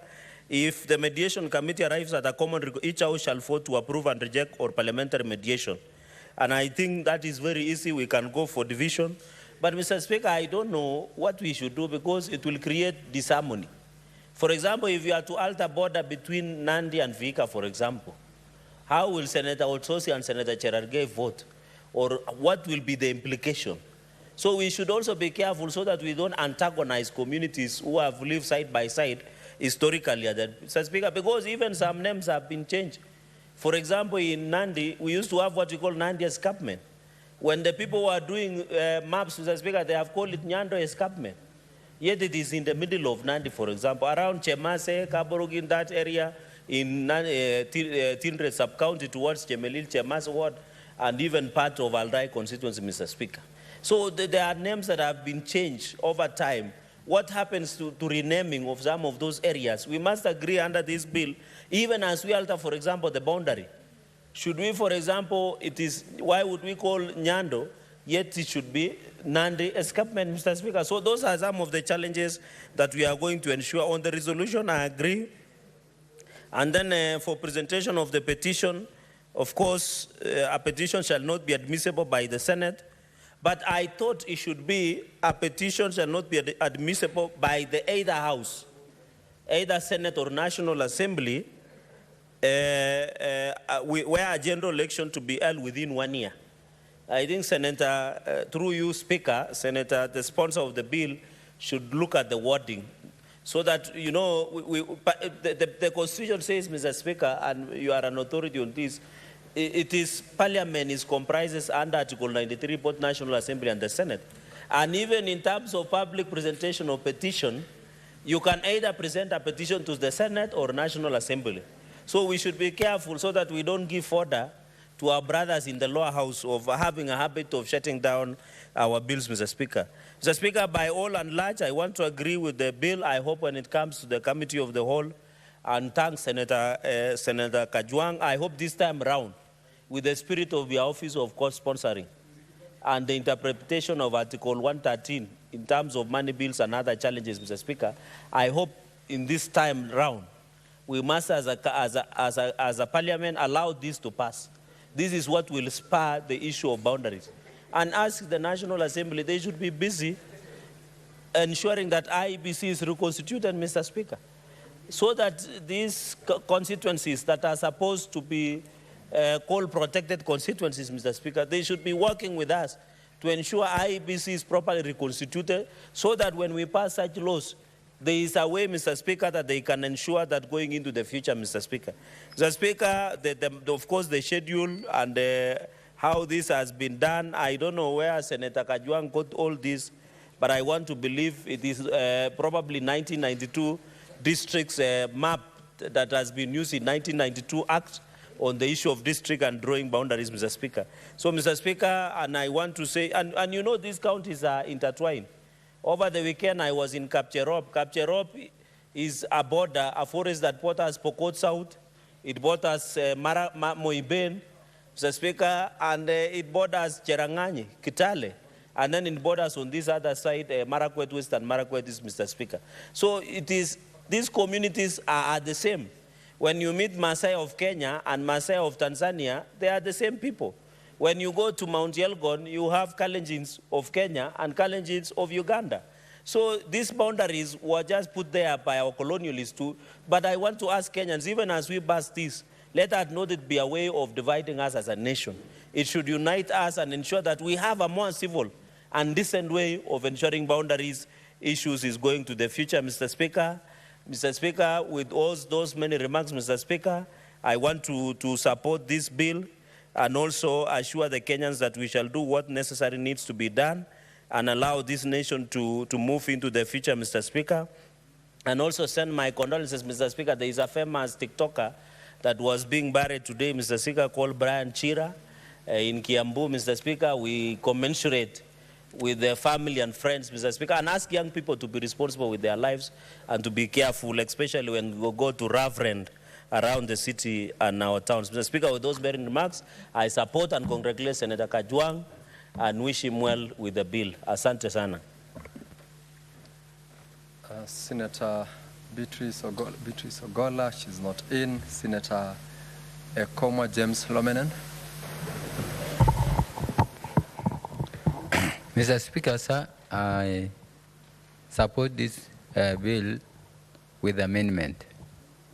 Mr. Speaker, sir, if you find what is happening in West Pokot, Turkana County, Samburu, Marakwet, Tarakaniri, Senator Kinywa. you will Senator find... Kinywa, Majority Leader, please consult in silence if there is anything of the sort. Consult in silence if you must. Thank you, Mr. Speaker, sir, for protecting me. This is a very important issue. Mr. Speaker, sir, most of the killings that happen in the northern part of Kenya is due to these boundary disputes. People have imagined boundaries. Leaders have imagined boundaries. What happens, Mr. Speaker, sir, because of the livestock in these counties, the pastoralists follow the livestock, and the livestock do not know the boundary. So they don't understand the limitation, the demarcation, the whatever. They are supposed to be led. Mr. Speaker, sir, why I need the amendments? The Districts and Act of 1992 was not, most of the leaders were not involved. Those people who participated in District and Province and District Act of 1992 were, some leaders were not, did not participate. For example, Turkana leadership were not involved in the limitation, decision of the boundary in 1992. But in 1963, they are very comfortable because all their size of the county, they are very comfortable. So, Mr. Speaker, sir, what we say, the sponsor of this bill should consult all the bills, all the acts that are available, from that of 1984, 1989, 1982, 1992, all those acts we bring together.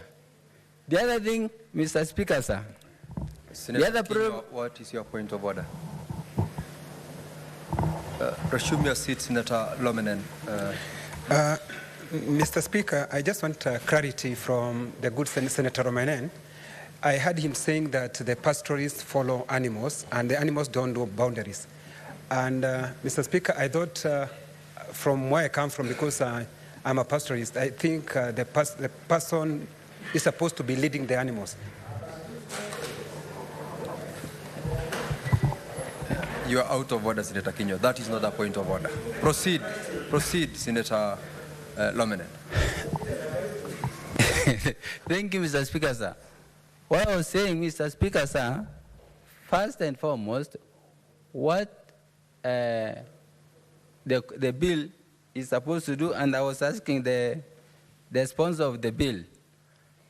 One, you have to consult all the leadership, all the key elders, all the professionals, all those people who are working with the public administration.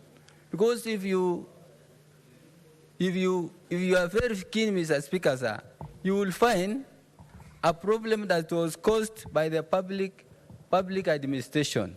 For example, area like Kapedo, you will find Kapedo with 10 chiefs. It is just a location or a sublocation, but you will find chiefs that are employed by the public administration in the Baringo area, and then 5 chiefs that are employed by the same administration in the Turkana County. So we realize this overlapping. How will we solve this overlapping? The government is using money to pay all these people, and then after paying these people, they find that they create more harm in these communities. Mr. Speaker, sir, the other thing that I wanted the sponsor to realize, that every county during the colonialists, every county was given its size of the land. For example, Turkana County is 77,000 kilometers square. And this 77,000 kilometers square keeps reducing. So the question we are asking, who has taken this size of the land? And we realize, Mr. Speaker, sir, there are some people in counties who have the tendency of expanding their territories, claiming that, Mr. Speaker, sir, soon, when the commission will be established, maybe they will find themselves having a county because of this expansion. Mr. Speaker, sir, what we are saying, this problem between West Pokot and Turkana, the government is in a position to solve this problem. If the government can demarcate all the boundaries, I'm very sure, Mr. Speaker, there will be no problem. Because what we want to know, that these boundaries are there. They were demarcated by the colonialists. It is not possible now, Mr. Speaker, now to say we form another boundaries now at this particular time. It's not possible. This issue, Mr. Speaker, is a motive. If you find now, you select or nominate people to come and talk about boundaries between Pokot and Turkana, Mr. Speaker, sir, it will not be possible. So, Mr. Speaker, sir, what we are saying, if the public administration has created a problem, let them be honest to the citizens of these counties that are affected. Let them be open and say, this one, there was a problem. Mr. Speaker, sir, for example, if you are been appointed as a county commissioner, I hope when you are nominated as a county commissioner, you are given a map that you will be in a position to supervise this area. But you will find some people do not even know where they are supposed to be to supervise.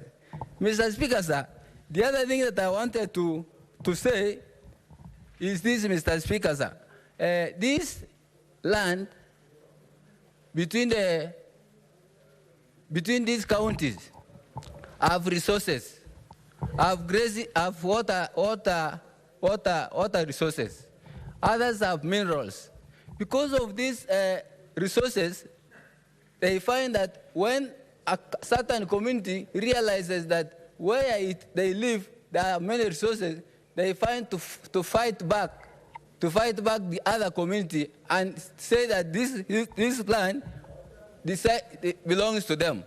So, Mr. Committee, one thing that, Mr. Speaker, so the response of this bill is to provide that timeline where each community, each county will organize itself by bringing all their maps, all their acts, all their memorandum by their elders, by their leaders, by their professionals, so that in public participation, everybody is involved. So that when this decision is being made, there is no one who will complain. There is no one who will say, maybe a certain committee will be biased. Mr. Speaker, with the subcommittee that will be formed, we want this committee to take time. I support what Senator Sherengei say. It has to take even more than 6 months. Because this thing, it is very emotive. It is very sensitive. Elders have to be listened to. Former members of political leaders have to be listened to. Church elders have to be listened to. Even NGOs have to be listened to. Civil societies have to be listened to. Because these are people who you find these NGOs, civil societies, creating some maps that are not easy.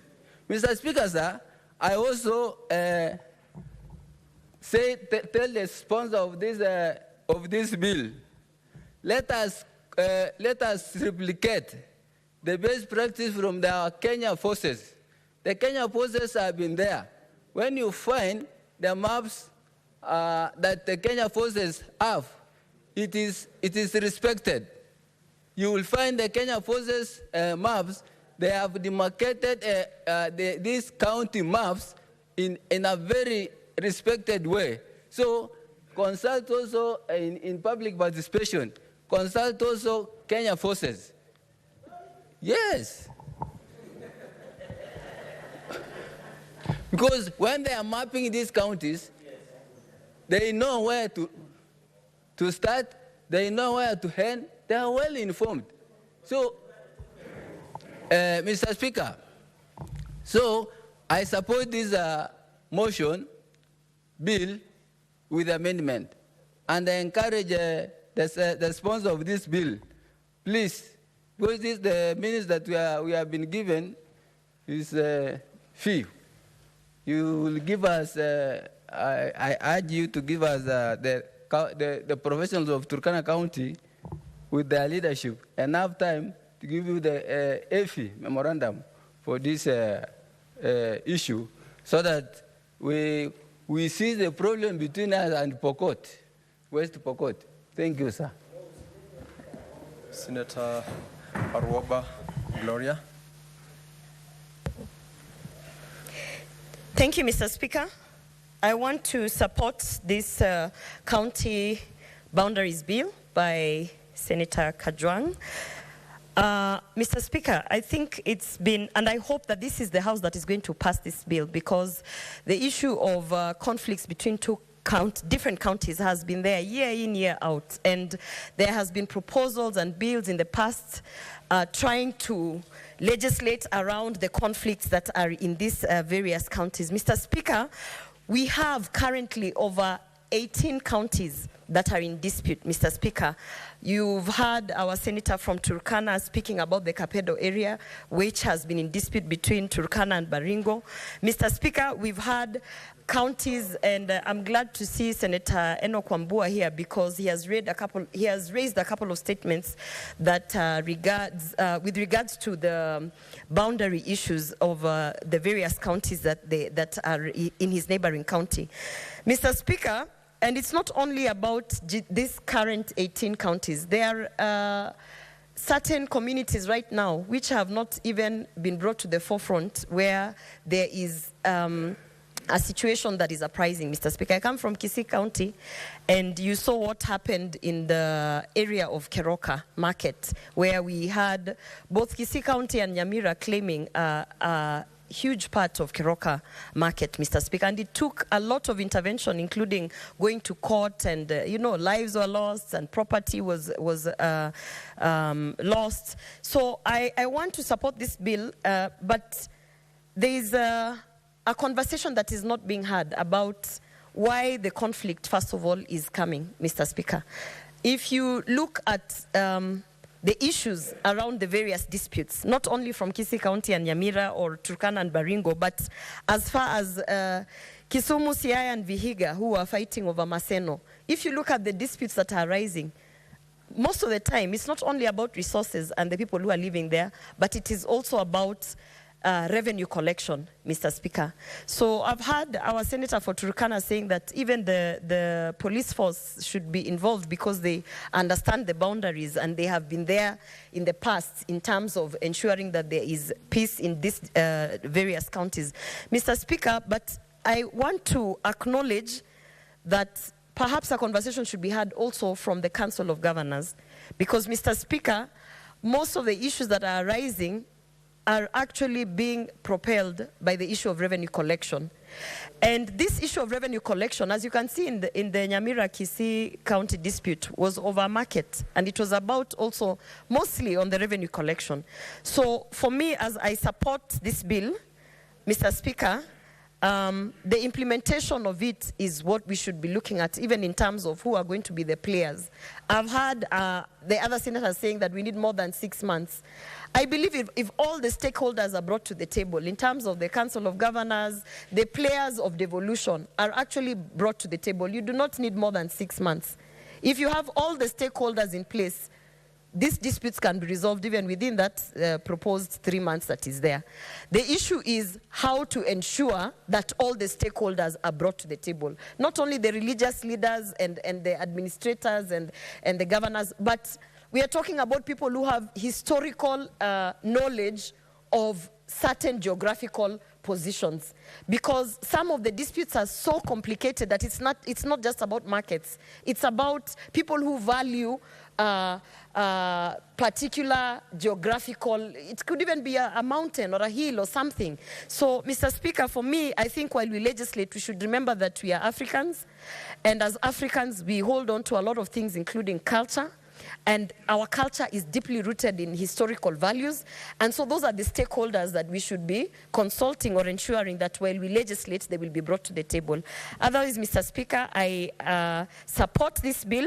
And I want to say to Senator Kajwang that I'm really hoping that most of the notes have been borrowed from the past legislators. Sakaja was on this bill before. There are many legislators who've been trying to push this particular piece of legislation. And I hope that the previous deliberations were considered to what has been tabled today in this House. Thank you, Mr. Speaker. Senator Wambua Enoch.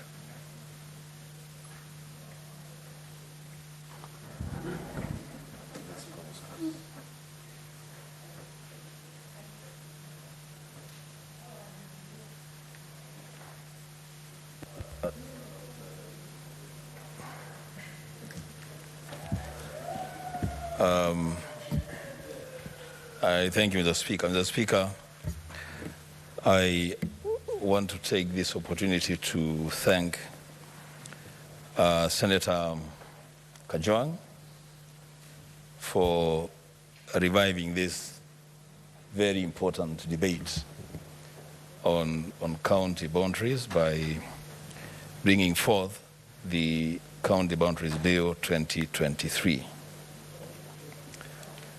Mr. Speaker, as Senator Oroba has rightfully said, this is a matter that has engaged debates on this floor severally. It's a matter that has precipitated conflicts in so many counties across this country. As a Speaker, for acknowledging that this bill is meant to provide for proper county boundaries, make provisions for resolution of disputes among and between counties. The Speaker, I thank the Senator for coming up with this bill. Mr. Speaker, I want to open my debate on this matter, my contribution, by also acknowledging that county disputes are serious disputes.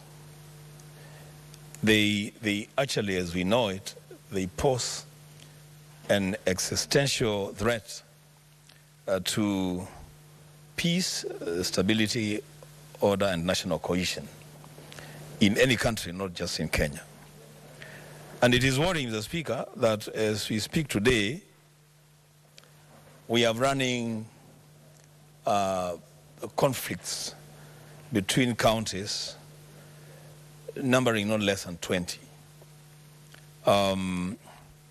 The most recent being perhaps the Kisii-Nyamira dispute, of course based on a desire by respective county governments to collect revenue from towns that then are declared disputed. Mr. Speaker, I come from a county, Kitui County, which has had a running dispute on boundaries with Tana River. And to put the record straight, Mr. Speaker, because there are people who like seeing disputes where disputes don't exist, or just assume that there are disputes. Kitui does not share a border with Garissa. So there has never been any dispute between Kitui County and Garissa County in as far as boundaries are concerned. We don't share a boundary. The boundary that we share with Tana River, of course, on the way to Garissa. And Mr. Speaker, it will go on record that this matter is a matter that needs to be resolved as fast as possible, as is the case with all the other disputes in other counties. Why do I say this, Mr. Speaker? I say this because basically the recent disputes over boundaries are largely precipitated by a desire, genuine legitimate desire, by counties and their governments to collect revenue and raise their own source revenue so that they may be able to give services to their people. Mr. Speaker, there is a standing dispute today on where exactly does Konza City lie. Is it in Makueni County? Is it in Kajiado County? Is it in Machakos County? Mr. Speaker, some of these disputes are easy to resolve if there was goodwill to resolve these disputes. I say this, Mr. Speaker, because I've just glanced at the first schedule of the proposed bill by Senator Kajwang. And I dare say, my brother Senator Kajwang, that first schedule is actually the more reason why we must review our boundaries. When you look at how those boundaries are captured, how they are even drawn, Mr. Speaker, I have taken this bill, I think this is the third time reading through it. I cannot locate the boundaries of Kitui using this first schedule. Speaker, and it's not just Kitui alone, it is all the counties. And I may be, Mr. Speaker, just to make reference to it, maybe I should start with the first county, County 001, the county of Mombasa. Speaker, I'm not very sure. Senator Faki is not here, he's coming back maybe. You know, the boundary of Mombasa, Mr. Speaker, is defined in the first schedule as commencing at the center of the mouth of Mutwapa Creek on the coastline of the Indian Ocean, thence due east to the limit of the territorial waters of the Indian Ocean. Mr. Speaker, the descriptions of these counties leave no doubt to an average reader that somebody is just deliberately creating confusion. The Speaker, boundaries and the definition of boundaries should be done in simple, straight language that anybody reading where the boundaries are, then they know where the boundaries are. When you tell us that that Kitui County, that's where I want to go, Mr. Speaker, and I'm the elected senator of Kitui County serving my second term, I have difficulties understanding that Kitui County commences at the confluence of the Rojewero or Mackenzie Tana River, then southeasterly by a straight line to the trigonometrical beacon Katumba, then continuing southeasterly by a straight line to the beacon Kandelongwe. Mr. Speaker, this is Greek. Why not just define our boundaries using features and language that is easy and straightforward to understand? Mr. Speaker, and I know that Senator Kajwang is, of course, not guilty of this. He has put it here so that he may buttress his reasoning for coming up with a better system of dealing with our counties. the boundaries. Mr. Speaker, I want to briefly comment on part 1, part 2, and of course, lastly, the first schedule of the bill. Mr. Speaker, the opening of part 1 of the bill,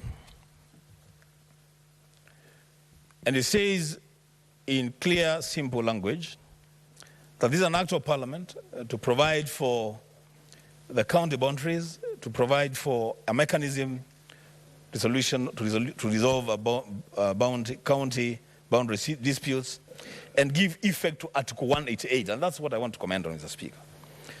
Mr. Speaker, when you look at Article 188 of the Constitution, it makes a provision for the procedure to be followed in establishing boundaries, in resolving disputes arising from boundaries, and in the composition of an independent commission that is supposed to effect resolutions on boundaries and boundary disputes. Mr. Speaker, a clear reading of that article of the Constitution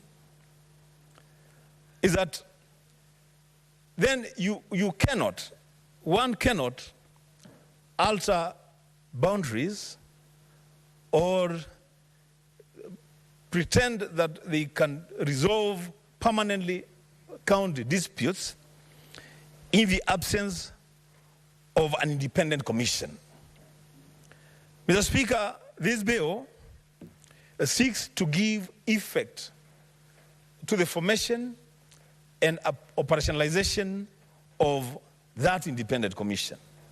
I pray, Mr. Speaker, that when we get there, not if, when we get there, that the commission that will be set up, and it is provided for in the bill, the procedure, would truly be independent. I wish Senator Cherargei was here because I heard him talk about the people that should form part of that commission, and he made reference to age, saying that the 20-year-olds should not sit in this commission.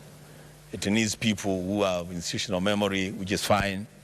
But Mr. Speaker, age for me should not be an absolute consideration for people to qualify to sit in in that commission. And I have a reason for it, Mr. Speaker.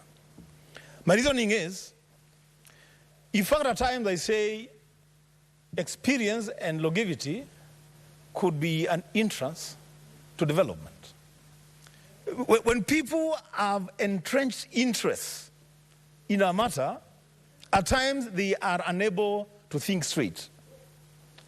So we cannot say that because this man has lived in this county for 20, 30 years, so they understand it. The more you live in a county, the more you have entrenched interests in the county and the boundaries, and the more you are likely to your views to be blurred by personal interest.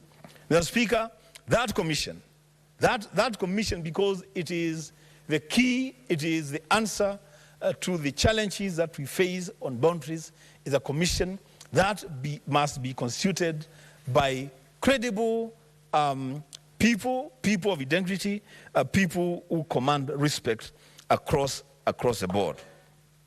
On part 2, Mr. Speaker, of that bill, the proposed bill, this one that talks about the boundaries mediation committee. Clause 5 of part 2, subclause 2. I want to urge Senator Kajol to rethink the wording of clause 5, subclause 2A, which reads, I refer, A person under subsection 1A to C shall submit the request to the Senate together with evidence that not to every county government of a county whose boundary is the subject of a dispute, referred to in addressed to the governor and the county executive member of the county. The Speaker, I have a challenge with that provision. Because what the senator is proposing in that bill, that section of the bill, disputes then that are forwarded to the Senate must have gone through the office of the governor of the respective counties that disputes. The Speaker, I have a challenge with that because in the Constitution of Kenya 2010, of representation and the role of protection, the Speaker, Senator Sifuna is Kajwang. I'm trying to help him with the bill. So, Mr. Speaker, the role of representation and protection of counties and county governments is assigned by the Constitution to the Senate and to the senators. And so, Mr. Speaker, I want Kajwang to consider that as a requirement, if that a matter of a county will be presented to the Senate of the Republic of Kenya, where the Senator of Makueni sits, and that matter affects, as you write to the governor of Makueni County to tell him that this matter I'm taking to the Senate for a resolution, the county must also be notified in writing by whoever it is that is bringing that matter to the Senate. So, Speaker, I say that because in that provision that the Senator is making reference to, clause 5(1)(a), it is contemplated that the governor could be the one requesting. So if he's the one requesting, he can also be writing to himself, telling himself that he's bringing this matter to the Senate. The governor should be given a responsibility, a duty, an obligation to notify or the senator of the dispute that they are bringing up for resolution in the Senate. Lastly, Mr. Speaker, the matter of counties and county boundaries and disputes is bigger than what Omabey has captured in his bill. And I'm happy because when he moved this bill, he made reference to conditions that occasioned the creation of counties in this country. The Speaker, I've gone on record many times and in other fora, saying that, the Speaker, there is nothing scientific about the creation of counties in this country. There is nothing, you can't put your finger on anything scientific to say that we have a county called Makueni, a county called Machakos, Kiambu, Nyeri. There is nothing scientific in that decision. Those decisions were political decisions. And these political decisions, the Speaker, seemed to favor certain areas and regions in this country of other areas and regions in this country. That is why, Mr. Speaker, today, you have a county called Kitui, 496 square kilometers in landmass, and we have a county called Kirinyaga with a landmass of 1,000, and both are called counties. I have no problem, Mr. Speaker, with Kirinyaga County. I have no problem with Lamu County. Problem with an impression being created that those counties, the number 47 counties, is a magic number and you can't touch These are 47, you can't touch this. Mr. Speaker, that is a wrong premise to begin in trying. Mr. Speaker, it is known, and Senator Cheruiyot will bear me witness, that I appeared before his committee, the NADCO committee. Because I did appear before other committees of Parliament and pushed forward the agenda of the creation, Mr. Speaker, that when counties were created in the new Constitution 2010, the decision of Mwingi County was an amorphous decision. Amorphous because, Mr. Speaker, Mwingi District was created at that other counties and districts were created in 1992-1993 financial year. But simply because Mwingi County was a district, it missed out on the creation of a county.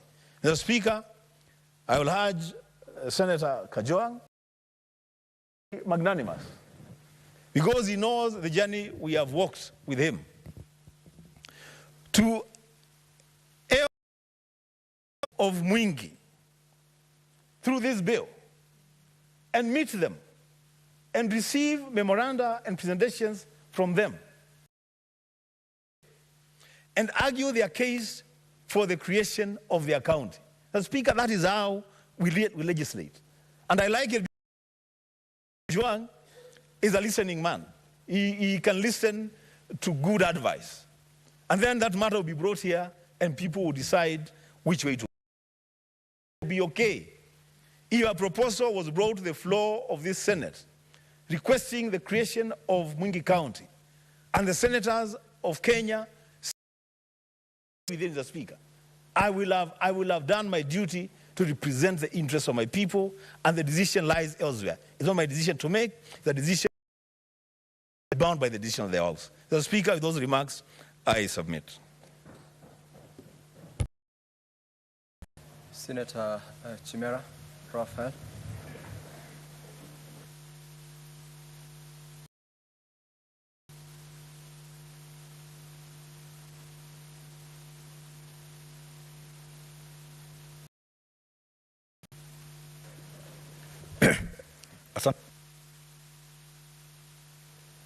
Asante sana Bwana Spika kwa kunipa fursa hii kuchangia katika mjadala wa swala hili lote la mswada huu wa boundaries za kaunti yetu. Nianze kwa kumshukuru sana na kumpongeza kaka yangu Senator Kajwang kutoka kaunti ya Homa Bay kwa mswada huu.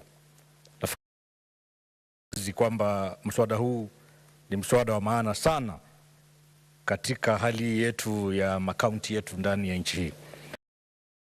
Wewe mwenyewe unafahamu kwamba kaunti tofauti tofauti zipo katika hali ya migogoro, hususan kuhusu swala la mipaka.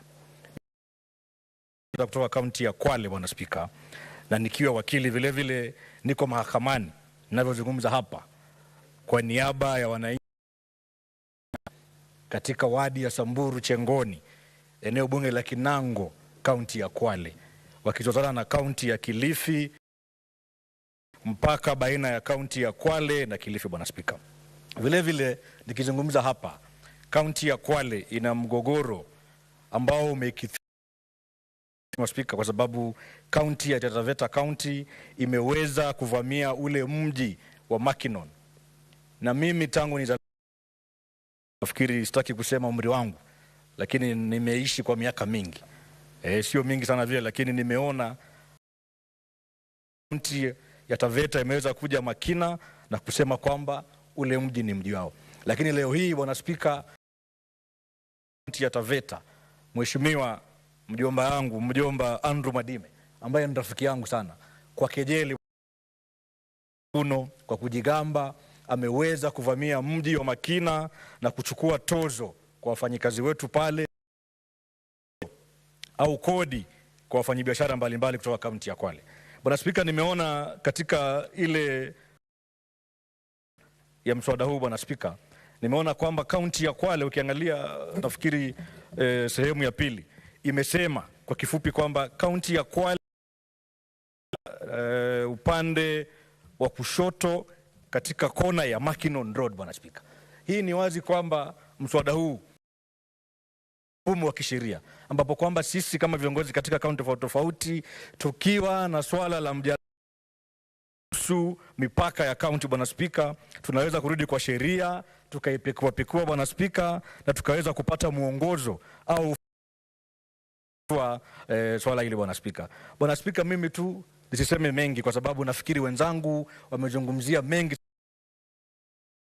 Nizungumzie tu kwa kifupi tu kuhusu hii kamati ambayo imewekwa katika sheria hii, kamati ya mediation, kwamba ni kama imepewa nguvu nyingi zaidi, na ni mrai tu kaka yangu Senator Kajwang, pengine ipo haja ya kupiga msasa mswada yale mapendekezo ya kwamba kaunti yoyote inaweza kuruhusiwa kubadilisha mipaka yake katika sheria hii Bwana Spika, kwa sababu itazidi kuleta mgogoro zaidi, kutakuwa na chuki baina ya kaunti tofauti, na tunajaribu kupata Bwana Spika, tu niweze kusema kwa kifupi kwamba mimi ninaunga mkono mswada huu na niwaulize wenzangu.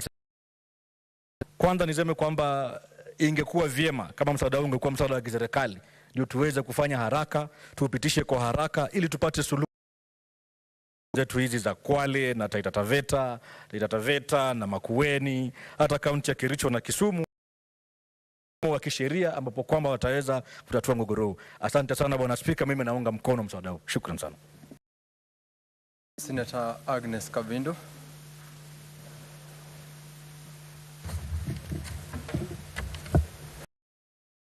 Thank you, Mr. Speaker, for giving me this opportunity to contribute towards this boundaries. From Senator Kajwang, I congratulate you for the work, but I want to support this bill with amendments.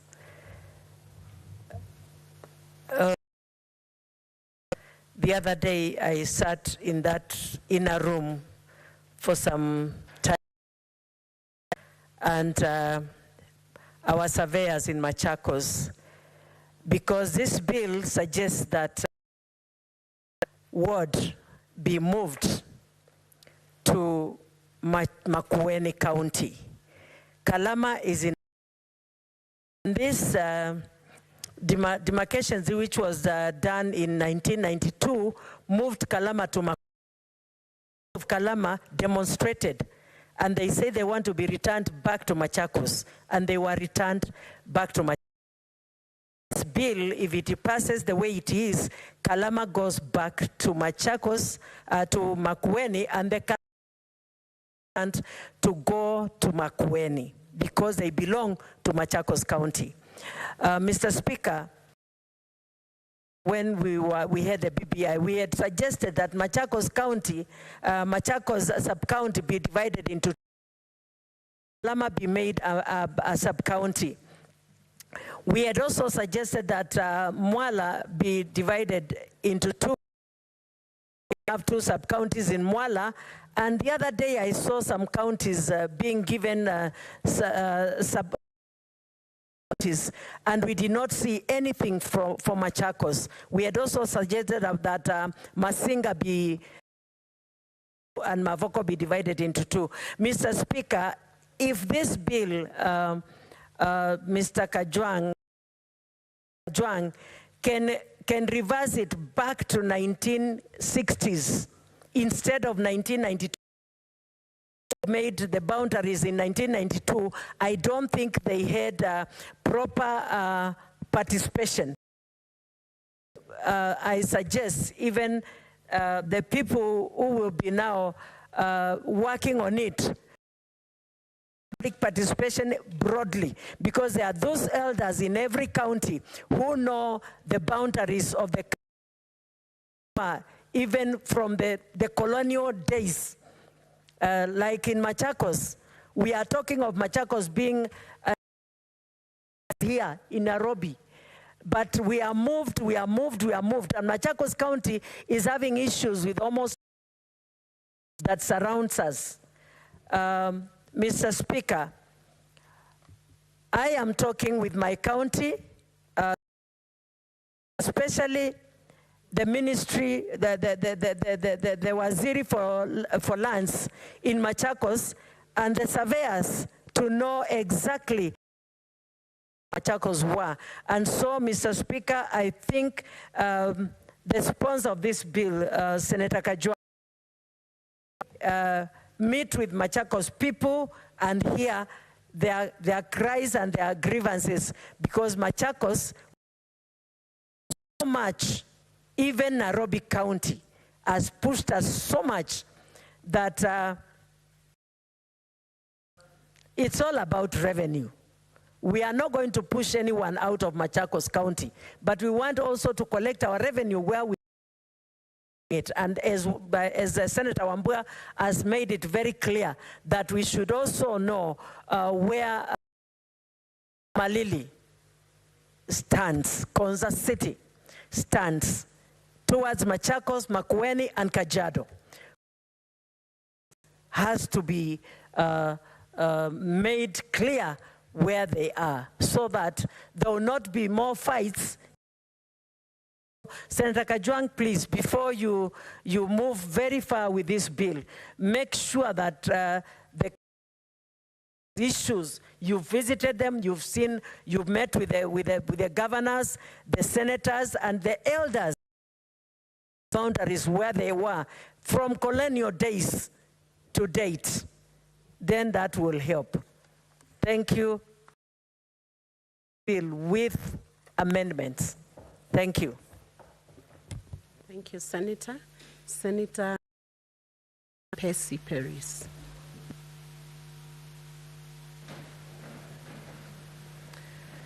Thank you, Madam Speaker. Madam Speaker, I rise to support this bill and congratulate Senator Kajwang. This bill is coming at the right time, Madam Speaker. Madam Speaker, being now after the creation of our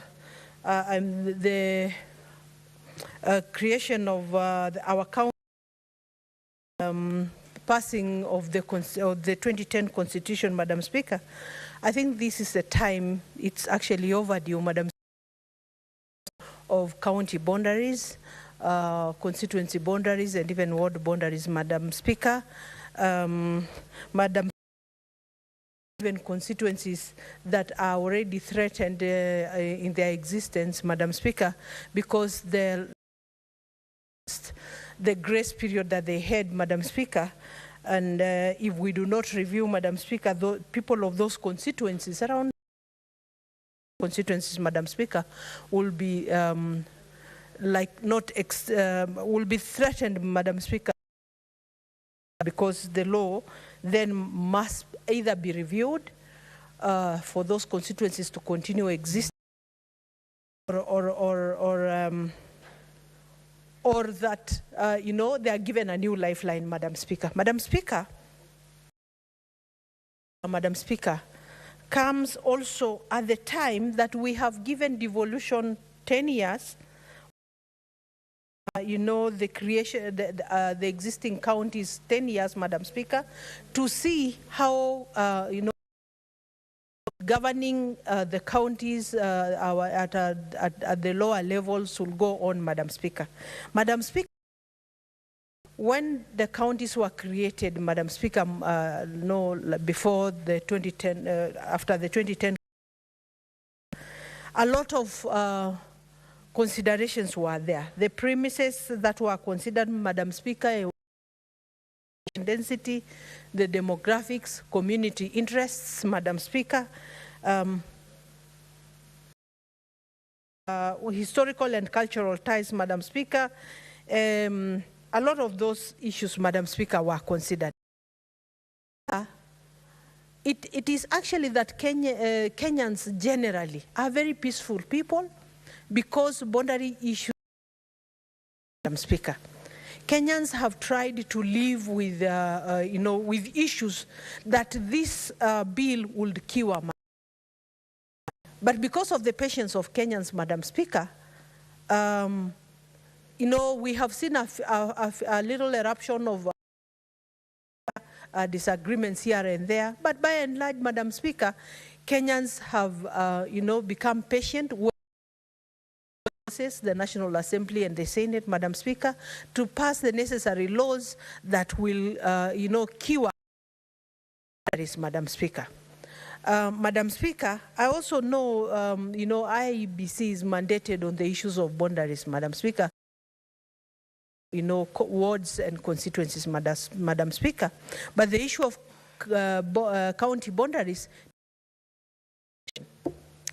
Madam Speaker, as has been mentioned, you know, by many members of this House, there are, you know, quite a number of counties that have disputes, Madam Speaker.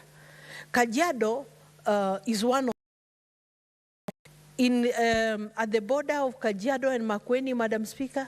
We have a place called Oloirien, where 74,000 acres are in dispute, Madam Speaker, and the communities have been fighting. Sometimes banned, including a school called Oldonyo Sampu, Madam Speaker, and children had to vacate this. People have lost lives, Madam Speaker, and these are the issues that we need to forestall with this bill, Madam Speaker.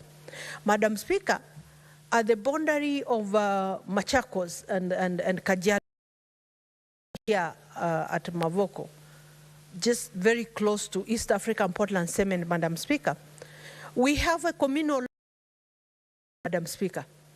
In this sheep and goat, Madam Speaker, the community that is living there, homes there, we belong to Kajiado County. The land actually belongs to Kajiado County, but we understand how this whole place ended up being in Machakos County. When we talk of cultural ties, have cultural ties in Kajiado.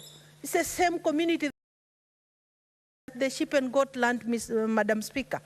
Madam Speaker, these people vote in Kajiado.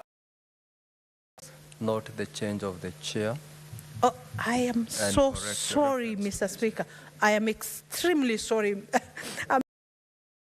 Mr. Speaker, sorry, I am sorry about that. I was concentrating on the issues that are very tight of Kajiado, Mr. Speaker, that I did not even realize the change of the chair. Acknowledge your presence, Mr. Speaker, sir. Mr. Speaker, also between Kajiado and Kiampu, Mr. Speaker, we a bit of turmoil, Mr. Speaker. It has been managed so far, but this bill will come and cure all this, Mr. Speaker. Mr. It is time. This bill will come and help us sort out issues. The mediation committee is, Mr. Speaker.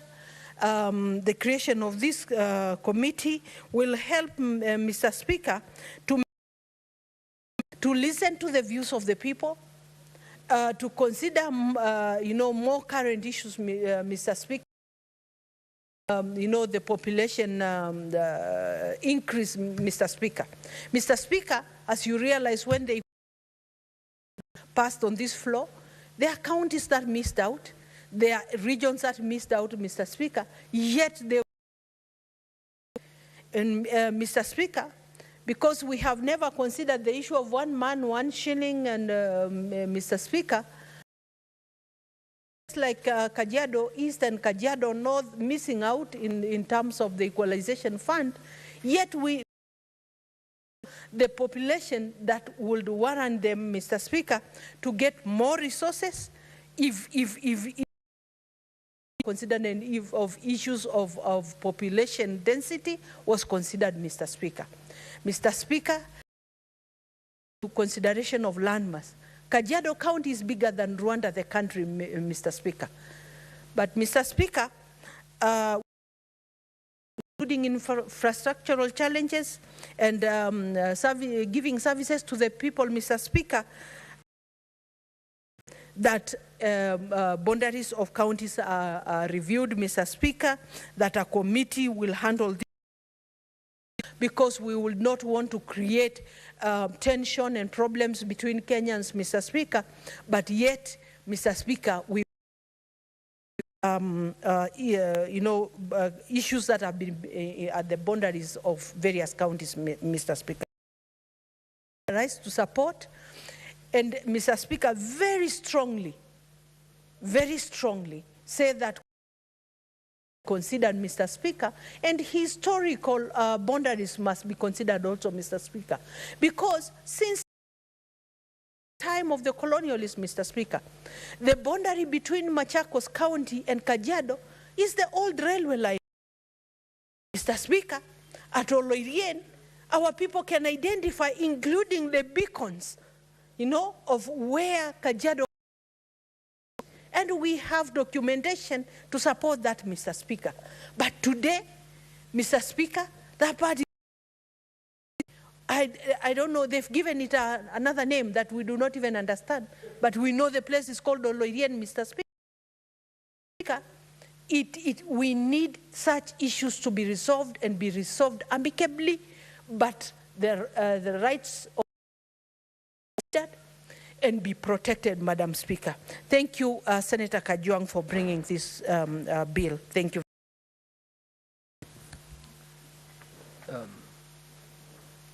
Senator Julius.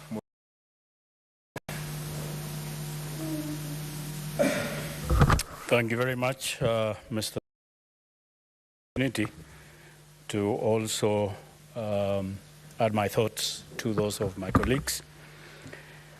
Mr. This is a very sensitive issue all over the country and among many, and so it is an opportune time really looked into, and so I am grateful to Senator Kajwang for bringing so that it may be looked into to be able to cure some of the issues that have been there for places. I would like to say that much of the conflict actually as a result of one community or one group more territory. They want to add more territory, and because land, so they encroach into their neighbors' area and claim to be there, add to their own. And it is interesting, Mr. Speaker, that you go to some of the community and check behind where they are conflicting with their neighbors, there is space. It is not occupied. So they just occupy the area that they want to claim add on to theirs. But behind them, there is space and nobody's living there. There's not much activity there. So it is just an attitude of being to expand their territory so that there is more land. Claim different square kilometers nearly every. There is an addition square kilometers to theirs, which is not agreeable with it, is known. And so some of these are encouraged by expansion attitude. And then also resources are some of the reasons and fighting, and especially for us pastoralists, where there is. And so these are some of the things that, in my thinking, will be cured. Bill so that resources are shared equally as much as possible, or provisions are made so that whatever is on the other side is on the neighboring side, so that there is no conflicting on one given area. Because the example of water, without water on one area among the neighbors, you can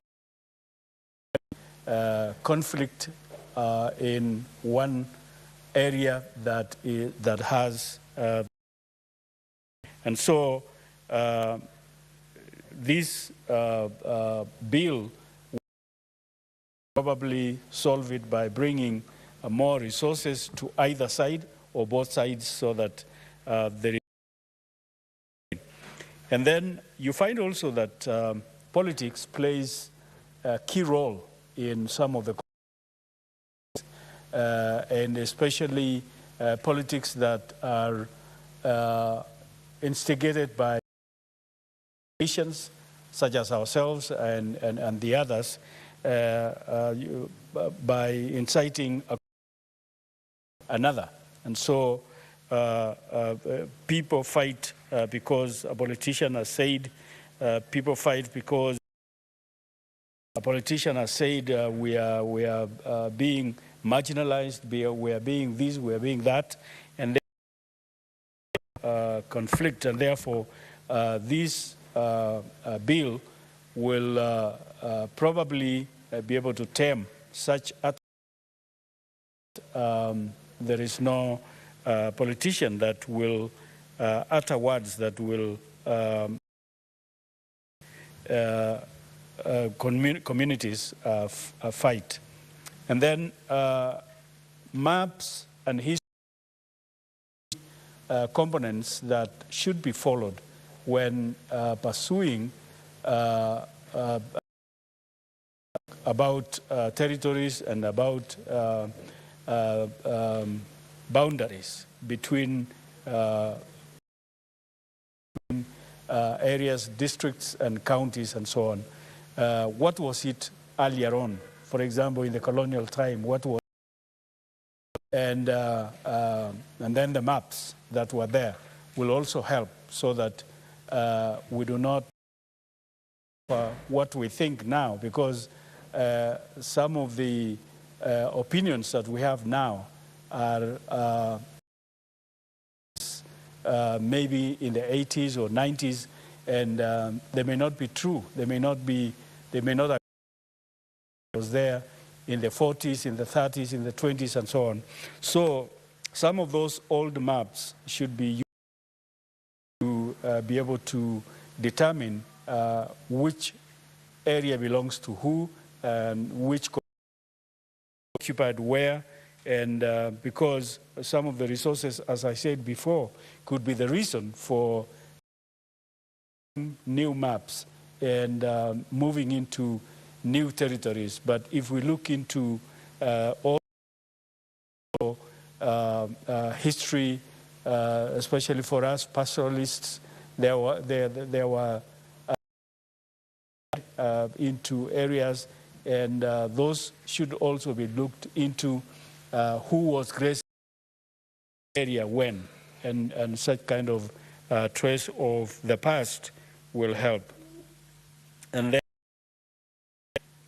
also, it should be emphasized at this point that it is services to the people, and services to be given equally to the citizens, either on either side. But sometimes services are given in discrimination, and that also about conflicts among people, because you find that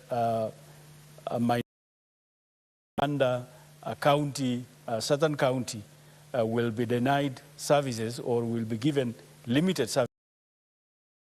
The majority will take the lion's share, and therefore this also is to conflict and then desire to either move out, bring in other people so that they join together their efforts to and get services from another county. And therefore, if services were given adequately and a way that there's no discrimination, it would actually limit and probably the conflicts that we have. And so I support the bill. Thank you. Thank you, Senator Mulgor. Honorable, there seems to be no other member interested in contributing to this particular bill, and I call upon Senator to reply.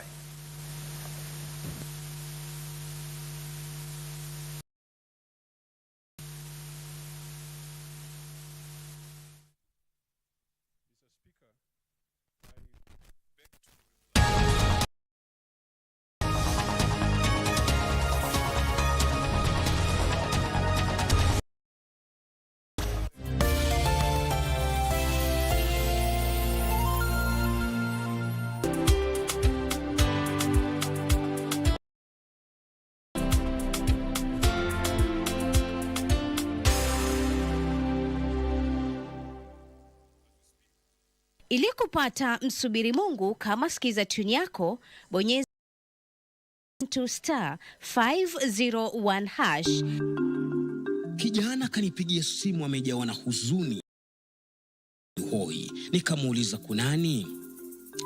Japo nimetia jitihada za mtu wa kujenga nyumba kwa mate, nikaongeza kiwi. Naishi kama lofa mlala hoi, kabwela wa madongo poromo. Kupata msubiri Mungu bonyeza *812*501#. *812*1#. We asked the children, how many of you brushed this morning? Little boy, his hand didn't go up. And I said, well, why didn't you brush this morning? He said, my brother was using the toothbrush. I would have been late for school. I'm sorry, I get a bit emotional when it comes to that. To be able to change a child's life, confidence about their smile, for me, is phenomenal.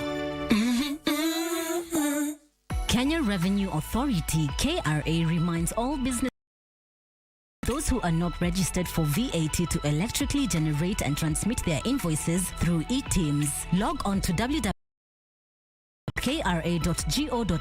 to register today and start your invoice transactions before 31st March 2024. To request for an electronically generated receipt with every purchase. Together, let's ensure transparency for a great future. Don't wait till it's too late. Vuka to eTeams today. Kenya Revenue Authority. Tulipe ushuru, tujitegemee. Give me a sign. Give me a sign. Easter season of the Christian faith. My house shall be a house of prayer, and you have turned it into a den of thieves. Channel 1, we have lined up an assortment of programs to commemorate this significant the Messiah. If I tell you, you will not believe me. From movies, take him to Herod, to music, dramas to themed worship shows. Jesus Christ is the beginning and the end. I don't know what you're saying. Keep you spiritually nourished as we celebrate the death, Forgive them, Father. They know not what they do. and resurrection of Jesus Christ.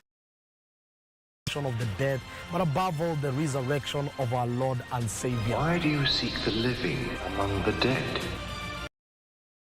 One, Kenya is watching.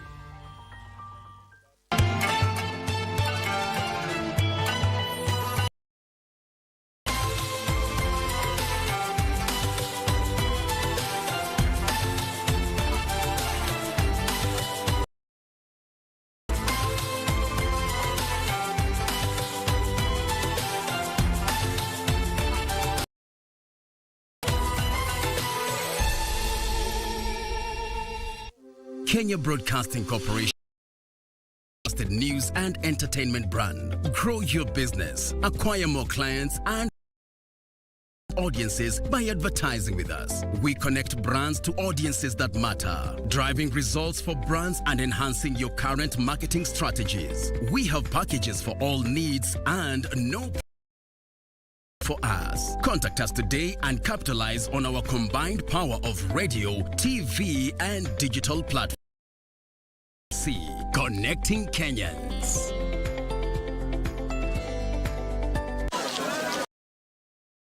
Herbal is formulated from a unique blend of natural herbs and is scientifically proven to strengthen teeth and keep gums. Try Colgate Herbal, scientifically proven for strong teeth and healthy gums.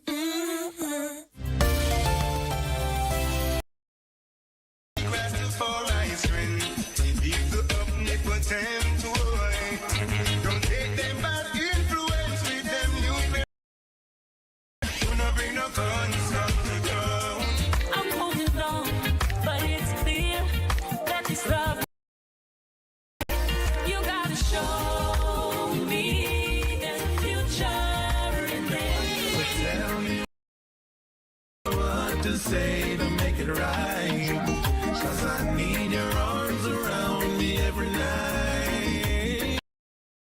If you were my girl, I'd find a way through the ocean like Moses.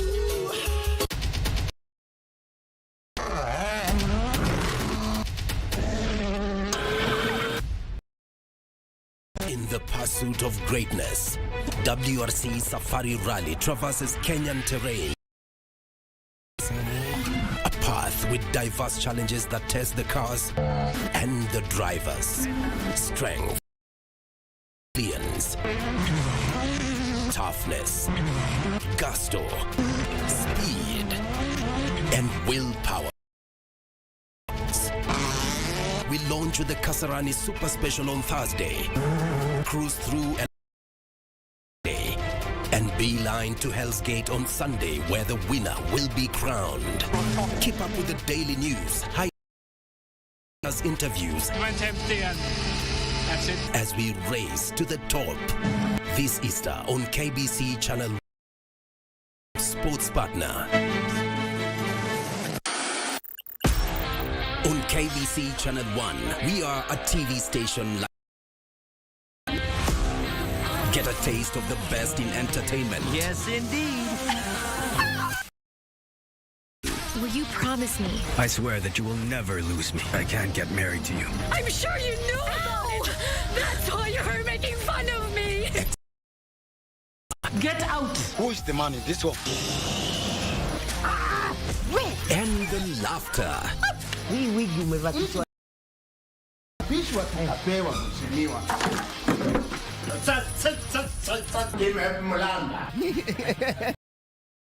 The beat.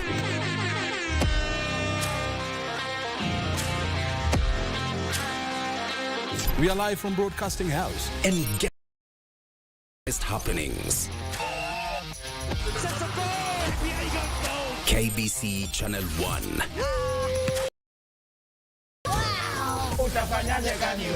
We are the full package. Oh, yes. Watching. Thank you very much for joining us.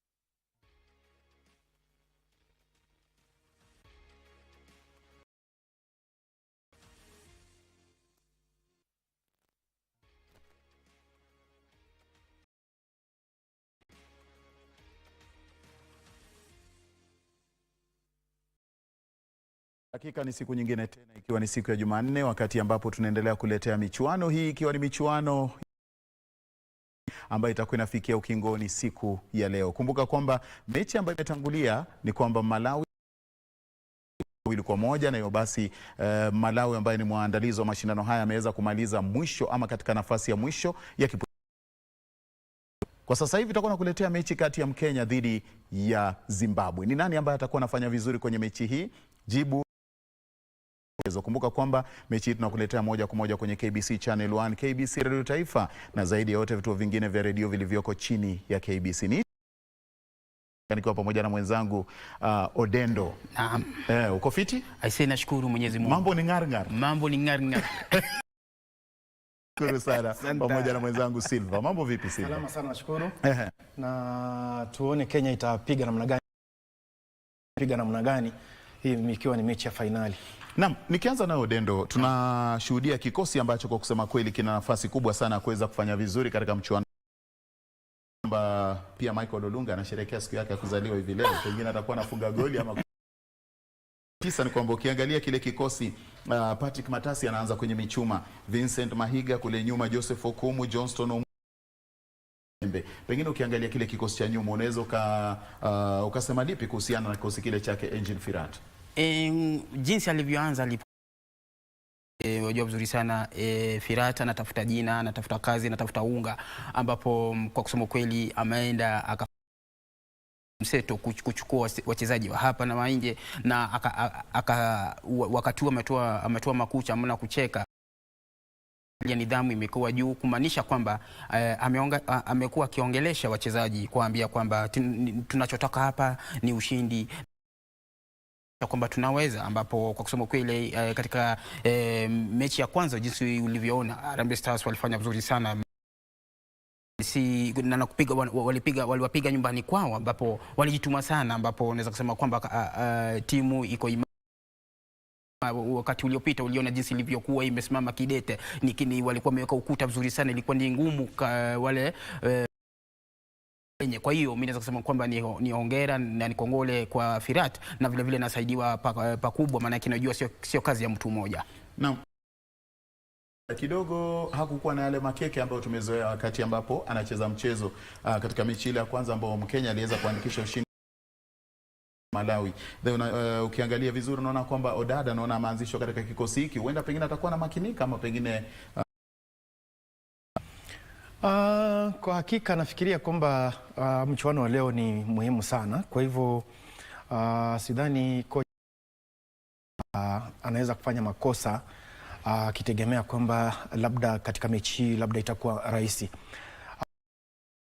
Amemtaja Odada ambaye labda amejumulishwa katika kikosi cha kwanza mchuano wa leo. Nafikiria kwamba kwamba katika mchuano wa leo, je, unaweza fanya namna gani? Na ukipewa katika nafasi ya kwanza ya mchezo, inakuwa ni jambo kwamba wewe ndio jina linalojitokeza mwanzoni pamoja ya kocha, kwamba wewe ndio una kujaribisha uone unafaulu namna gani. Kwa hivyo nafikiria kwamba kocha Engin Firat yupo katika hali nzuri, na jinsi ulivyosema hamna nafasi ya kuboronga katika michuano hii. Tunataka ushindi katika mchuano huu ili tunapotoka kule katika michuano hii ambayo imejumuisha mataifa manne. Kwa hivyo tupo katika nafasi nzuri. Michael Olunga ambaye umemtaja, tumeona kina Ayub Timba ambaye amefanya kazi nzuri sana katika kikosi hicho. Kwa hivyo nafikiria kwamba kushinda mashindano haya, lakini akumbuka kwamba katika historia tumecheza na Zimbabwe hivi, na katika michuano hiyo yote sisi tumepata ushindi wa moja kwa moja, na vile vile tumetoka hawajawahi tushinda, lakini historia wakati mwingine huwa zinavunjwa. Lakini katika mechi ya mwisho nafikiria tulitoka sare na Zimbabwe.